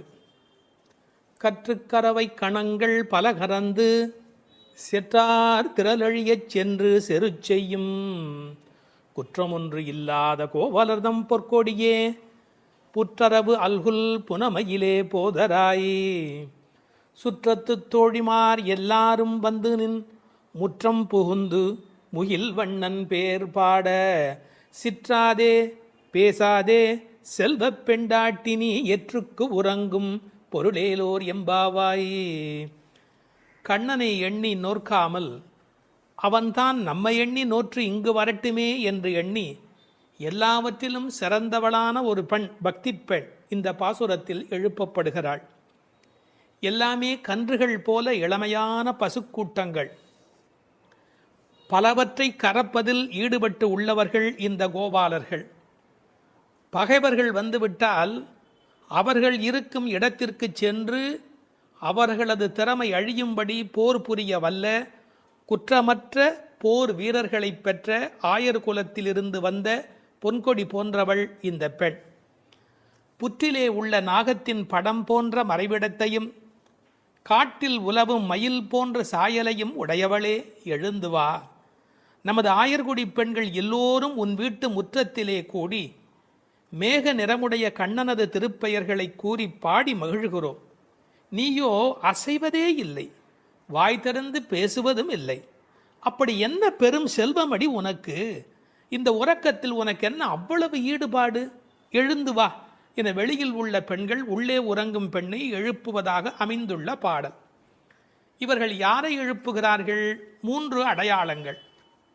கோவலர்தம் பொற்கொடியே, புற்றரவு அல்குல் புனமையிலே, செல்வப் பெண்டாட்டி என்று உள்ளே இருக்கிற பெண் சிறப்பிக்கப்படுகிறார். கோபாலர் என்பது தமிழிலே கோவலர் என்று எழுதுவது வழக்கம். அந்த குலத்தின் தங்க கொடி ஸ்வர்ணலதா, ஸ்வர்ணலதா என்ற வடமொழி சொல்லுக்கு பொற்கொடி என்பது தமிழிலே மொழிபெயர்ப்பு. இவள் ரொம்ப செல்வாக்கு மிக்கவள், பேரழகி. இந்த கோவலர் என்பதை அழகான வித்தியாசமான பல பொருள் சொல்வது வழக்கம். கோ பலர், அதாவது வாக்கிலே வல்லவர் என்று கூட ஒரு பொருள் சொல்வார்கள். கோ அலர், தங்களை தலைவனாக நினைத்ததே அல்ல, கண்ணனுக்கு அடிமையாக மட்டுமே தன்னை நினைத்து கொண்டிருக்கிறவர்கள். இவள் அவர்கள் வீட்டு ஒரு கொடி, கொழுங்கொடி, கொழுகொம்பு தேடுகிற ஒரு கொடி. கோல் தேடி ஓடும் கொழுந்ததே போன்று மால் தேடி ஓடும் மனத்தள், ஆவிக்கோர் பற்று கொம்பு, இதெல்லாம் ஆழ்வார் திருவாக்கு. இவள் மனம் எப்போதும் கண்ணபெருமானை நோக்கி போய் கொண்டிருக்கும். ஒரு கொழுகொம்பாகிய இறைவனை தேடி போவதாலே இவள் கொடி, ஆனால் பொற்கொடி. அடுத்த வார்த்தை அவளுடைய மறைவிடத்தை குறித்து பேசுகிறார்கள். புற்றரவு அல்குல் புனமையிலே, இது தமிழிலே ரொம்ப இயற்கை. அதில் என்ன ஒரு குறிப்பு இருக்கிறது என்றால், பாம்பு புற்றிலே ஒடுங்கி விடும், அதுபோல் இவளுக்கு ஒடுக்கமான இடை என்பதை நாம் இந்த இடத்தில் புரிந்து கொள்ள வேணும். பெண்ணுக்கு இடை எப்படி இருக்க வேணும்? பொய்யோ எனும் இடையாளொடும் இளையானொடும் போனான், கம்பனுடைய வாக்கு. சீத்தையினுடைய இடை உண்டா இல்லையா என்று எல்லோரும் சர்ச்சை செய்கிற இடை என்று எழுதினார். இந்த புற்றரவு அல்குல் என்பதை கொஞ்சம் விளக்கம் சொல்லுகிற ஆச்சாரியர்கள் அது மறைந்திருப்பதையும், குளிர்ச்சி, பாம்பு புற்றுக்குள் மறைந்திருக்கும், புற்றுக்குள்ளே எப்போதும் வெப்பம் குறைவாக இருக்கும். நான் ஒரு குறிப்பு படித்தேன், 23 டிகிரி செல்சியஸ் அந்த சூட்டில் தான் உள்ளே இருக்குமா பாம்பு குடியிருப்பதற்கு விரும்புமா. ஏர் கண்டிஷன் ரூமில் இருக்கிற மாதிரி அந்த குளிர்ச்சி இருந்தால்தான் அது அங்கே இருக்குமா. அதுபோல இந்த பெண்ணின் மறைவிடத்தையும் அவர்கள் குளிர்ச்சி மிக்கது என்று பாடுகிறார்கள். ஆனால் புற்றரவு அல்குல் என்பதை தத்துவார்த்தமாக எடுக்கிற போது ஞானபக்தி மிக்க என்று அதற்கு வேறு இறை பொருள் கொண்டு சொல்லுவது வழக்கம். அடுத்த வார்த்தை புனமையிலே போதராய். மயில் என்று சொன்னால் போராதா? ஏன் புனமயில் என்று சொல்ல வேணும்? நீங்கள் என்னதான் வளர்த்தாலும் ஒரு மிருகக்காட்சி சாலையில் இருக்கிற மயில் அதில் ஒரு வளப்பம் இருக்காது. காட்டிலே இயற்கையோடு இயற்கையாக ஆடிக்கொண்டிருக்கிற மயில் இருக்கு, செழிப்பாக இருக்கும். காட்டு மயில், புனம்னா காடு, காட்டிலே இருக்கிற மயில். வளர்ப்பு மயிலுக்கு இல்லாத அழகு காட்டில் இருக்கிற மயிலுக்கு வனப்பு மயில். அது கண்ணுக்கு மிகவும் இனிமை தருவது மயில். கருங்கண் தோகை மயில் பீலி அணிந்து, கண்ணபெருமான் மயிலை விரும்புகிறவன், அதான் தலைமையிலேயே சூடிக்கொண்டிருக்கிறான். எனவே இவளை விரும்புவதற்கான வாய்ப்பு அதிகம். இன்னொரு கோணத்தில் பிரதிவாதி பயங்கரம் சுவாமிகள் ஒரு அருமையான கருத்து சொல்வார்கள். ஆச்சாரியனை குறித்து அவர்கள் எல்லா பாடலுமே ஆச்சாரியனோடு தொடர்பு படுத்தி பேசியிருக்கிற ஒரு பேச்சு, அற்புதமான பேச்சு அது. அந்த மயிலுக்கும் ஆச்சாரியனுக்கும் என்ன தொடர்பு என்று அனுபவிக்கிறார்கள். ஆனந்தம் வந்து விட்டால் மயில் தோகை விரிக்கும். ஆச்சாரியனும் அப்படித்தான், ஆனந்தம் வந்து விட்டால் தன்னுடைய வாக்கில் விஸ்தாரமாக பல பொருள்கள் சொல்ல தொடங்கி விடுவார். மயிலுக்கு விஷப்பூச்சிகள் அண்டாது, அதுபோல் ஆச்சாரியனிடத்திலே தீய சக்திகள் சேராது. மயில் பீலி கண்ணன் தலைமையிலே இருக்கும். ஆச்சாரியன் ஏதேனும் ஒன்று சொன்னால் கண்ணன் தலைதுலுக்கி அதை அனுபவிப்பானா, அப்படி என்று அனுபவிப்பானா. எனவே தலைமேல் வைத்து கண்ணனே கொண்டாடுகிறான் ஆச்சாரியனுடைய வாக்கு. பாம்பு பயந்து ஓடும், விஷத்தன்மை உடையவர்கள் ஆச்சாரியனை பார்த்தால் விலகி ஓடி விடுவார்கள் என்று என்ன அழகு பாருங்கள். முழுக்க இந்த புனமையிலே என்பதை ஆச்சாரியனோடு சம்பந்தப்படுத்தி பேசுவார்கள் ஸ்ரீ பிரதிவாதி பயங்கரம் அண்ணங்கராச்சாரிய சுவாமிகள். இந்த புனமையில் என்பதில் இன்னும் ஒரு அழகு, மயில் புனத்தை சிறப்பிக்கிறது. காட்டுக்கு அழகு அப்படின்னா மயில் தான் காட்டுக்கு அழகாக இருக்கிறது. அது மாதிரி எங்கள் கூட்டத்துக்கு நீ புனமயில், எங்கள் கூட்டம் காடு போல நீ வந்தால்தான் எங்களுக்கு அழகு என்பதை புனமயில் என்பது குறிப்பிட்டது. நீ வந்து கதவை தர, ஏன் மயில் நடப்பதை பார்க்க வேண்டும் அல்லவா, மயில் நடந்து வருகிற அழகை நாங்கள் அனுபவிக்க வேண்டும் அல்லவா, எனவே உன் மயில் நடை காண வேண்டும், வாராய். செல்வ பெண்டாட்டி என்று விളിக்கிறார்கள். அடுத்தது, இவள் தலைமகள், குலம் தரும் செல்வம் தந்திடும் என்கிற அத்தனை செல்வமும் உடையவள், கண்ணனுக்கு மிக மிக வேண்டியவள். கண்ணனுடைய அழகை பற்றி சொல்லுகிற போது உரையாசிரியர் எழுதுவார், அது ஆண்களை பெண்களாக்கும், பெண்மையுறச் செய்யும் அன்று. அது மாதிரி இவள் அழகு எப்படி என்றால் பெண்களை ஆண்மையுறச் செய்யும் பேரழகு, செல்வ பெண்டாட்டி என்று சிறப்பித்தார்கள். இப்போ அந்த ஆயர்பாடியிலே அவர்கள் கறந்து பால் கறந்து அவர்கள் எப்படி வாழ்கிறார்கள் என்ற தன்மை பேசப்படுகிறது. கற்று கறவை கணங்கள் பல கறந்து, கன்று உடைய கறவை, ஏன்னா கன்றுக்குட்டி இருந்தால் தான் அது பால் ஈனும். சார் அந்த ஆச்சரியம் என்ன என்று கேட்டால், அங்கே கிழட்டு மாடே கிடையாது, எப்போதும் இளமையுடைய மாடு தான் அங்கே இருக்கும். எனவே அது கற்று கறவை கணங்கள் பல கறந்து, எக்கச்சக்கமான மாடுகள். இந்த ஆயர் சலிப்பதே இல்லை. பரதநாட்டியம் கற்றுக்கொள்கிற பெண்களை சொல்வார்கள், மண்டி போட்டு பாரு அப்படிம்பாங்க. அது மாதிரி பால் கறக்கிறவர்கள் குத்த வச்சு உட்காந்து பால் கறப்பார்கள். எக்கச்சக்கமான ஸ்டாமினா, உடல் பலம் இருந்தால் தான் தொடர்ந்து உட்காரவே முடியும். நீங்கள் சாதாரணமாக உட்காந்துடலாம், ஆனால் குத்த வச்சு உட்காரது இருக்கும் பாருங்க. பரதநாட்டியம் ஆடுகிறவர்களுக்கு முதல் பயிற்சி அதுதான். பால் கறக்கிற அந்த கோபாலர்களுக்கு இயல்பிலேயே வரிசையாக மாட்டை கறந்து உடல் பலம் எக்கச்சக்கமாக இருக்கும். பல கறந்து, இந்த கன்று என்பதை கற்று என்று எழுதுகிறார்கள். ஏன்னா மெல்லினமாக தான் இருக்கணும் கன்று. அது எப்படி வல்லினம் ஆயிட்டுனா கண்ணுக்குட்டி மாதிரியா இருக்குது, அதுவே அவ்வளோ வலிமையாக துள்ளி குதிச்சுக்கிட்டு இருக்குது. அப்புறம் கன்றுன்னு எப்படி சொல்கிறது, அது கற்று. இதுக்கும் ஆழமான ஒரு உரை சொல்லுகிற வழக்கம் எப்படின்னா, கல்வி கற்று அப்படின்னா கல்வியின் மூலமாக. அதாவது இது கண்ணுக்குட்டி அப்படிங்கிற அர்த்தத்தை தாண்டி நிறைய கல்வி கற்ற சிஷ்ய கோடிகளோடு ஆச்சாரியன் வருகிற பேரழகு, இப்படி ஆச்சாரியனோடு சம்பந்தப்படுத்தி அந்த பாடலுக்கு விளக்கம் சொல்வது உண்டு. பசுவனுடைய சிறப்பை சொல்வதாக இருந்தால், அந்த கோதூளி, அதனுடைய கால் தூசிக்கு பெருமை அதிகம். அந்த பசுவினுடைய அந்த கொட்டில் இருக்கு இல்லையா, மாட்டு கொட்டில், அங்கே போய் உட்காந்தா மன அமைதி கிடைக்கும். வாழ்க்கையில் மனதில் ரொம்ப அதிக துன்பம் உடையவர்கள் பசுக்கள் குடியிருக்கிற கொட்டிலில் போய் பசுக்களை தொட்டு தடவி கொஞ்ச நேரம் அங்கே இருந்தால் அடைய முடியாத அமைதி அடைவார்கள், நோயிலே இருந்து நீங்குவார்கள் இப்போ கண்டுபிடிச்சிருக்கிறாங்க. இப்படி ஒருவரே பல மாடு கடந்து எடுக்கக்கூடிய உடல் பலம் உடையவர்கள். ஆனால் வெறும்னா பால் கறக்கிற ஆட்கள்னு நாம் நினைக்கக்கூடாது. எதிரிகள் யாராவது, எதிரினா இவங்களுக்கு கிடையாது, கண்ணனை எதிர்க்கிறதுக்கு யாராவது வந்தால் செற்றார் திரளழிய சென்று செரு செய்யும். வேடிக்கையாக சொல்லுவாங்க, டே என் ஏரியாவுக்கு வாடா பார்த்துக்கிறேன் அப்படின்னு. அது மாதிரி சிங்கத்தை குகையிலேயே சந்திப்பது போல எதிரிகளுடைய கோட்டைக்கு உள்ளேயே புகுந்து அவர்களை அடித்து நொறுக்குவார்கள். கிருஷ்ணனுடைய எதிரிகளை தங்கள் எதிரிகளாக நினைத்து கொள்வார்கள். செற்றார் திரளழிய சென்று செரு செய்யும். ராமனை பற்றி பாடும்போது சென்று அங்கு தென்னிலங்கை செற்றாய் திரள் போற்றினாலே, இந்த ஆயர்பாடியில் இருக்கிற கோபாலரும் சென்று சண்டையிடுகிறவர்கள், குற்றமொன்றில்லாத கோவலர். அவங்களுக்கு இடக்கை வழக்கை தெரியாது. படித்து வந்தாலும் சார் விஷமம் பண்ணுவான், கல்வி உள்ளவன் தானே அதிக வம்பு பண்ணுவான், இவங்களுக்கு எந்த குற்றமுமே கிடையாது. அப்படிப்பட்ட கோவலர்தம் பொற்கொடியே சுற்றத்து தோழிமார் எல்லாரும் வந்து அத்தனை பேரும் வந்துட்டோம். உன் வீட்டு வாசல்ல நிற்கிறோம். தேகபந்துக்கள் ஆத்ம பந்துக்கள் என்று எல்லாருமா நாங்கள் உன் வீட்டு வாசல்ல வந்து நிற்கிறோம். நீ முற்றம் புகுந்து முகில்வண்ணன் பேர் பாட. உங்கள் வீட்டு கதவை திறந்து நாங்கள் தொட்டி முற்றத்துக்குள்ளேயே வந்து நிற்கிறோம். வீடு கட்டுகிறவர்கள் பழைய காலத்தில் படி, நடை, கூடம், முற்றம், பின்னால் இருக்கிற இடம் வெளி என்று கட்டுவார்கள். நாங்கள் படியை தாண்டி நடையை தாண்டி வீட்டு முற்றத்துக்குள்ளே வந்து பாடுகிறோம். இன்னும் உன் காதில் கேட்கலையா? அணியரங்கன் திருமுற்றத்து அடியார் தங்கள் இன்பமிகு பெரும் குழுவும் கண்டு. பெருமாள் திருமொழியில் இருக்கிற வாக்கு. ரங்கநாதனுடைய முற்றத்தில் வந்து நின்று கொண்டு பாடுவார்கள்.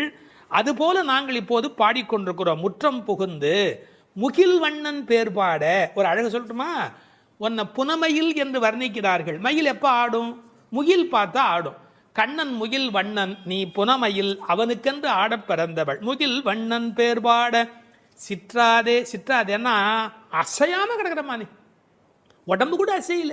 நாங்கள் இவ்வளோ பேர் பாடுறோம், ஒரு குலுங்கல் ஒன்றுமே இல்லையே. பேசாதே, பதிலும் நீ பேச மாட்டேங்கிற.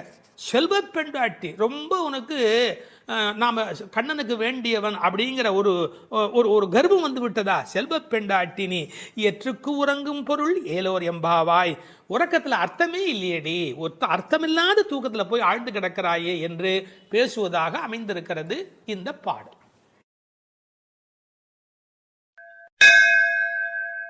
12ஆம் பாடல். கனைத்திளம் கற்றெருமை கன்றுக்கு இறங்கி நினைத்து முலை வழியே நின்று பால் சோர நனைத்தில்லம் சேராக்கும் நற்செல்வன் தங்காய் பனித்தலை வீழனின் வாசல் கடை பற்றி சினத்தினால் தென்னிலங்கை கோமானை செற்ற மனத்துக்கு இனியானை பாடவும் நீ வாய் திறவாய். இனித்தான் எழுந்திராய் ஈதன்ன பேருறக்கம் அனைத்தில்லத்தாரும் அறிந்தேலோர் எம்பாவாய். இதனுடைய பொருள், கன்றை பிரிந்த எருமை தன் கன்றை நினைத்து கனைத்து அந்த நினைப்பால் தனது காம்புகளிலிருந்து விடாது பால் பொழிவதால் வீடெல்லாம் பால் வெள்ளமிட்டு சேராகி கிடக்கின்ற வீட்டின் தலைவனான பெரும் செல்வத்தை பெற்றிருப்பவனது தங்கையே. முன்பு பெரும் கோபத்தால் தென்னிலங்கை மன்னனான ராவணனை அழித்து ஒழித்த மனத்திற்கு இனியவனான ராமபிரானை புகழ்ந்து மார்கழி மாத பனி தலையில் விழுந்து கொண்டிருக்க நாங்கள் உன் வீட்டு வாசலில் கீர்த்தனம் செய்வதை கேட்டும் நீ உறங்கலாமா? கதவை திற. பொழுது விடிந்து இன்னும் நீ உறங்குவது எல்லா வீட்டாருக்கும் தெரிந்து விட்டது. இனியாவது எழுந்திரு, என்ன இது பெரிய உறக்கம் என்கிறார்கள். இந்த பாடலில் எழுப்பப்படுகிறவள் கண்ணபெருமானுடைய நெருங்கிய நண்பனுடைய தங்கை. அவளை எழுப்புகிற போது நற்செல்வன் தங்காய் என்று அவர்கள் அன்போடு அழைக்கிறார்கள். சூழலை முதலில் வர்ணிக்கிறார்கள். ஒரு எருமை அவிழ்த்துவிட்ட பிறகும் பால் கறவாமல் விட்டுவிட்டதால் தன் கன்றை நினைத்து அது பால் பொழிகிறது. அதனால் வீடு சேராகிறது. கனைத்திளம் கற்று எருமை கன்றுக்கு இறங்கி நினைத்து முலைவழியே நின்று பால் சோர என்று பாடலிலே வருகிறது. பக்தி இலக்கியங்களுடைய அடிப்படை நாதமே அன்புதான் பிரமாதம். உண்மையிலேயே வாழ்க்கை ஒரு அறிவுபூர்வமான ஏற்பாடு அல்ல, அது அன்பு பூர்வமான ஒரு ஏற்பாடு. ஒரு எருமையே இப்படி இருக்குமானால் இறைமை என்ற இறை தத்துவத்தில் ஈடுபட்டவர்கள் எவ்வளவு இரக்கத்தோடு இருக்க வேண்டிய கடமை உடையவர்கள். எருமை மாடு கன்றுக்கு இறங்கி பால் சொரிவதை கவிச்சக்கரவர்த்தி கம்பன் பாடிக்காட்டி இருக்கிறார். எருமைகள் பால் பொழிய அன்னக்குஞ்சுகள் அந்த பாலை அருந்தி மகிழ்ந்தன என்று ஒரு கற்பனையிலே பாடுகிறார். சேல் உண்ட ஒன்கணாரின் திரிகின்ற செங்கால் அன்னம் மால் உண்ட நளினப்பள்ளி வளர்த்திய மழலை பிள்ளை கால் உண்ட சேற்று மேது கன்று உள்ளி கனைப்பச் சோர்ந்த பால் உண்டு துயில பச்சை தேரை தாலாட்டும் பண்ணை என்று எழுதுகிறார்.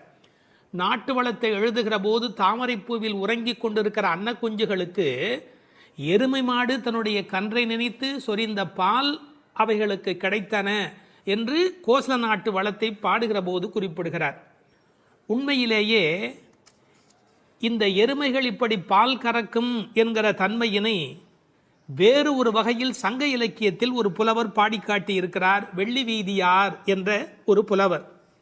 அவர் வேறு ஒரு கோணத்தில் சொல்லுகிறார், காமத்தை பற்றி பாடுகிற போது தலைவன் வந்து எங்களை அனுபவிக்கவில்லை, எங்கள் இளமையோ வீணாகிறது, எங்களுக்கும் பயனில்லை அவனுக்கும் பயனில்லை, உடம்பில் பசலை நோய் வந்து துன்பப்படுகிறேன் என்று எழுதுகிறார். கன்றும் உண்ணாது கலத்தினும் படாது நல் ஆண் தீம்பால் நிலத்து உக்காங்கு. அவர் பசு என்று எழுதுகிறார். இது சங்க இலக்கிய பாடல். ஆண்டாள் சங்க இலக்கியங்களை படித்தவள் என்பதற்கு இது ஒரு அடையாளம். கன்றும் உண்ணாது கலத்தினும் படாது நல்லான் தீம்பால் நிலத்து உக்காங்கு, எனக்கும் ஆகாது என்னைக்கும் உதவாது பசலை உணியர் வேண்டும் என்று குறுந்தொகையிலே வெள்ளி வீதியார் என்ற புலவர் எழுதி காட்டியிருக்கிறார். இன்னொரு கோணத்திலே பார்க்கிற போது வியாக்கியானம் பண்ணினவர்கள் எருமை மாடு கன்றை நினைத்து படுகிற பாட்டை சொல்லிவிட்டு, எருமைகள் கரவாவிட்டால் படும் பாடு இந்த பெண்கள் கோபியர் சொல்லுகிறார்களா என்ன, அனைவரும் எருமை படுகிற பாட்டை நாங்கள் அல்லவா உன்னாலே படுகிறோம் என்று கண்ணனுக்கு புரிய வைக்கிறார்களா. எனவே கனைத்திளம் கற்றெருமை கன்றுக்கு இறங்கி நினைத்து முளைவழியே நின்று பால் சோர. சென்ற பாடலிலே பால் கறப்பதை பற்றிய குறிப்பு வந்தது. கற்றுக்கறவை கணங்கள் பல கறந்து என்று வரும். இந்த பாடலிலே பால் கறவாமையை பற்றிய குறிப்பு வந்தது. அப்படியானால் எது உண்மை? இப்படி எடுத்துக்கொள்ள வேணும். பக்தி யோகத்தில் ஈடுபட்டிருக்கிற தன்மையினை இந்த பாடலும், கர்மயோகத்தில் ஈடுபட்டிருக்கிறவர்களை பற்றிய குறிப்பை அந்த பாடலிலும் ஆண்டாள் குறிப்பிடுகிறாள் என்று பொருள் கொள்ள வேண்டும். நற்செல்வன் தங்காய், சிறந்த செல்வமுடையவனுடைய தங்கையே. அவன் எப்படி நற்செல்வனாக இருக்கிறான்? கண்ணனுடைய மிக நெருங்கிய நண்பன் ஒருவன். அதை ஆழ்வார் பாடுகிற போது சொல்லுகிறார். பெரியாழ்வார் திருமொழியிலே, சுரிகையும் தெரிவில்லும் செண்டுகோலும் மேலாடையும் தோழன்மார் கொண்டு ஓட ஒரு கையால் ஒருவன் தன் தோளை ஊன்றி. கண்ணன் எப்போதும் யாராவது ஒருத்தனுடைய தோளை அணைத்தபடி இருக்கிறானா. அப்படி ஒரு கையால் ஒருவன் தன் தோளை ஊன்றி. எனவே கண்ணனுடைய மிக நெருக்கமான நண்பன் அவனை விட்டு வராமையினாலே அவன் வீட்டு எருமை கரவாதபடி போயிற்று என்று பொருள் கொள்ள வேண்டும். தமிழிலே மாடு என்பதே செல்வத்தை குறிப்பது. எனவே அந்த மாட்டின் பெருஞ்செல்வம் உடையதால் நற்செல்வன் தங்காய் என்று பொருள் செய்தார்கள். தத்துவார்த்தமாக பொருள் செய்தவர்கள் ஆண்டாளுக்கு சகோதரராக எம்பெருமானாரை சொல்லுகிற மரபு வழி சிந்தனையினை கொண்டு வருகிறார்கள். பெரியாழ்வார் பெற்றெடுத்த பெண் பிள்ளை வாழியே, பெரும் புதூர் மாமுனிக்கு பின்னானாய் வாழியே என்று ராமானுஜருக்கு தங்கையாக ஆண்டாள் பேசப்படுகிறாளே. கோயில் அண்ணா வாரும் என்று ஆண்டாள் அழைத்தாளே, அந்த இங்கு நினைவூட்டி நற்செல்வன் தங்காய் என்று ஆண்டாளையே குறிப்பிடுகிறார்கள். அது மட்டுமல்ல, கைங்கரிய லக்ஷ்மி அதுதானே செல்வம், இந்த உலகத்தில் பகவானுக்கு செய்கிற சேவையே பெரிய செல்வம் என்று வேறு ஒரு கோணத்திலும் இதற்கு உரை எழுதுவார்கள். இந்த பெண்கள் இப்போது பேசுகிறார்கள். அம்மா, உன் வீட்டு வாசலிலே மார்கழி பனி தலையிலே வந்து விழுகிறது. நாங்கள் எதை பிடித்து கொண்டு நிற்கிறோம் தெரியுமா? உன் வீடு சேராகி கிடக்கிறது. எருமை பால் ஓட ஓட கீழே கால் வைக்க முடியவில்லை, சேராகி இருக்கிறது. பழைய காலத்தில் வீட்டு கதவுல நாதாங்கி என்று ஒன்று தொங்கும். அதைத்தான் நாதம் சத்தம் போடுவார்கள். தட்டினா வீட்டுக்குள்ளே கேட்பும் என்ற காலிங் பெல் இன்றைய மெத்தடில். அந்த நின் வாசல் கடையை பற்றி நாங்கள் நாதாங்கியை பற்றி கொண்டு நிற்கிறோம். அதுக்கு உரை எழுதும் போது சொன்னார்கள், மேலே பனி வெள்ளம் மனத்தே பால் வெள்ளம், தரையிலோ மேலே பனி வெள்ளம் மனத்தே மால் வெள்ளம். மால்னா திருமால். மனத்தே மால் வெள்ளம் தரையிலே பால் வெள்ளமாய் தெப்பம் வற்றுவாரை போலே உன் வீட்டு நாதாங்கியை பிடித்து தொங்கிக் கொண்டிருக்கிறது கான். அப்படியெல்லாம் அந்த நாதாங்கியை பிடித்து கொண்டு இவைகள் தொங்கிக் கொண்டு நிற்கிறார்கள். சினத்தினால் தென்னிலங்கை கோமானை செற்ற மனத்துக்கு இனியானே பாடமும் நீ வாய் திறவாய். அளவு கடந்த அநியாயம் செய்து விட்டான் ராவணன். என்ன, சீத்தையை ராமனால் பிரிய முடியாது. பிராட்டியையும் பெருமாளையும் பிரிக்கக்கூடாது. அந்த பாவத்தை செய்தமையினால் கோபப்பட்டு சினத்தினால் தென்னிலங்கை கோமான் ராவணனை செற்ற அழித்த மனத்துக்கு இனியானை பாடவும் நீ வாய் திறவாய். ராமன் மனத்துக்கு இனியவன் என யாருக்கும் எந்த நோவும் வரக்கூடாது என்று எண்ணுவது ராமனுடைய பண்பாடு. எப்படி என்று குகனை போன்ற அன்பர்கள் வருகிறார்கள். இவன் தாழ்ந்தவன் என்று நினைக்கல, ஏழை ஏதலன் கீழ்மகன் என்னாது அவனோடு அன்பு பாராட்டுகிறான். கிளிக்கு யாருடைய பெயர் வைப்பது என்று கேட்கிறாள். கைகேயி அம்மாவுடைய பெயரை வை என்று சொல்லுகிறார். இப்படி எல்லோருக்கும் மனத்துக்கு இனியனாயிருந்த அழகை வைமு கோபாலகிருஷ்ணமாச்சாரியார் உரையிலே ராமாயண பாடல்ல இருந்தே பல குறிப்பு சொல்லுகிறார். மனத்துக்கினியானே என்ற தொடர்க்கு நட்பினர் நொதுமலாளர் பகைவர் ஆகிய மூவகையர் மனத்துக்கும் இனியவன் என்று பொருள் கொள்ளலாம். குகன விடுங்கள். அடுத்தாற் போல வாலிக்கும் ராவணனுக்கும் கூட இனியனாயிருந்தான் என்றோ, மூக்கும் காதும் வெம்முரண் முலை கண்களும் முறையால் இழந்து அரற்றிய சூர்ப்பனகையும் போக்கினீர் என் நாசி பொய்த்து என் என்றும் மேக்குயரும் நெடுமூக்கு மடந்தையர்க்கு மிகையன்றோ என்றும் பிழை செய்தீரோ என்றும் சூர்ப்பனகை ராமனை புகழ்ந்து பாடுகிறாள். மார்பில் ராமபானம் பாய்ந்து நின்ற நிலையும் வாலி ஓவியத்து எழுத ஒண்ணா உருவத்தாய் என்று சொல்லுகிறான். ஆவி போம் வேலைவாய் அறிவு தந்து அருளினாய் என்று பேசுகிறான். ராவணன் மாலியவானிடத்திலே வந்து சொல்லுகிற போது நாசம் வந்துற்ற காலை நல்லதோர் பகையை பெற்றேன் என்றார். அது மட்டுமல்ல, ராமனுடைய தோற்றத்தை பார்த்துவிட்டு சொல்லுகிறான், ராகவன் மேனி நோக்கி தீயன கொடிய வீரச் சேவகச் செய்வை கண்டால் நாயன தகுதும் அன்றே காமனும் நாமும் எல்லாம் என்று பகைவனை கொண்டாடுகிறான் ராவணன். எனவே ராமனிடத்தில் எல்லோரும் அன்பு பாராட்டுகிற காரணத்தினாலே அவன் மனத்துக்கு இனியவனாக இருக்கின்றான். அந்த மனத்துக்கு இனியானை நாம் பாட இனித்தான் எழுந்திராய். ராமாயணமே சொல்லிவிட்டோம், இன்னும் நீ எழவில்லையே, ஈதென்ன பேருறக்கம். இந்த உறக்கம் நியாயமா? இப்படி தூங்கி தொலைக்கிறாயே. அனைத்தில்லத்தாரும் அறிந்தார். உனக்கு வெக்கமா இல்லை? பக்கம் வீடு எதிர் வீடு எல்லாருமே நீ எழவில்லை என்பதை தெரிந்து வைத்திருக்கிறார். மனிதர்களுடைய இயல்பு தன்னை பற்றி அக்கம் பக்கம் என்ன நினைக்கும் என்கிற ஒரு கூச்ச சுபாவம் உண்டு. அதை இந்த இடத்துல எடுத்து சொல்லி அனைத்தில்லத்தாரும் அறிந்து என்று உரை எழுதினார்கள். ராமானுஜரை நினைவூட்டி உரையிலே இன்னொரு குறிப்பு சொன்னார்கள். திருக்கோஷ்டியூர் கோபுரத்தின் மேல் ஏறி திருவெட்டெழுத்தினுடைய பொருளை ஓரான் வழி உபதேசமாக வருகின்ற ஒன்றை கூட எல்லாரும் அனைத்தில்லத்தாரும் அறியும்படியாக சொன்னவர் ஸ்ரீ ராமானுஜர் அல்லவா? அவரை இந்த இடத்தில் நினைவு கூர்ந்து இந்த பாடல் நிறைவு பெறுகிறது.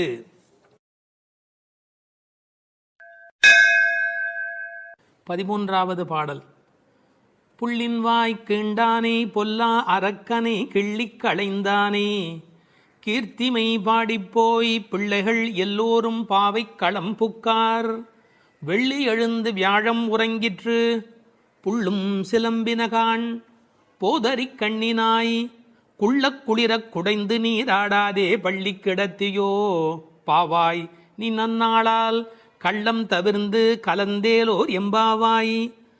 கண்ணழகு படைத்த பெண் ஒருத்தியை இப்பாசுரத்தால் எழுப்புகிறார்கள்.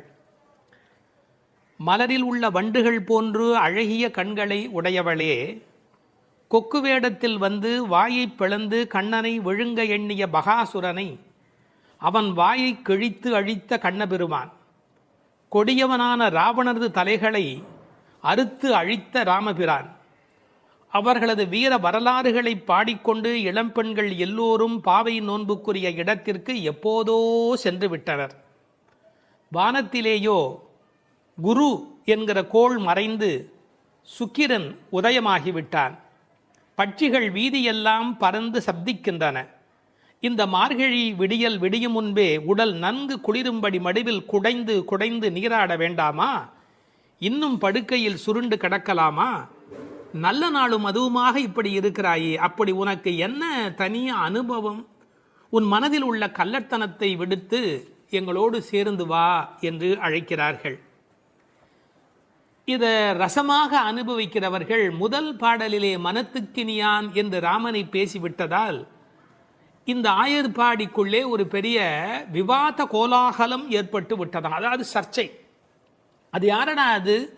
கண்ணனுடைய ஊரிலே வந்து ராமனுடைய கதையை பேசி கொண்டிருக்கிறார்களே என்று சில பேர், சில ஆயர்கள் கோபப்படவும், ஏன் அப்படி பேசக்கூடாதா என்று சில பேர் மறுபடியும் எதிர்ப்பக்கம் விவாதிக்கவும், ஒரு பட்டிமண்டபத்தை போலவே ஒரு விவாதம் அங்கு தொடங்கிவிட்டது என்று அனுபவிப்பார்கள்.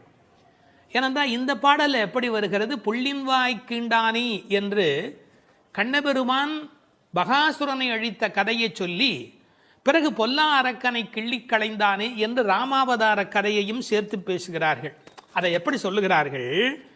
கண்ணனுடைய ஸ்தலத்தில் ராமனுடைய கதையா என்று ஒருவர் கேட்க, ஏன் முன்பு ராமனை பாடிய காலத்திலே நாம் கண்ணனை சேர்த்து பாடியது இல்லையா? அந்த காரணமாக வருக வருக வருக இங்கே வாமன நம்பி வருக, கரிய குடல் செவ்வவாய் முகத்து என் காகுத்த நம்பி வருக என்று ஆண்டாளே பாடியிருக்கிறாளே.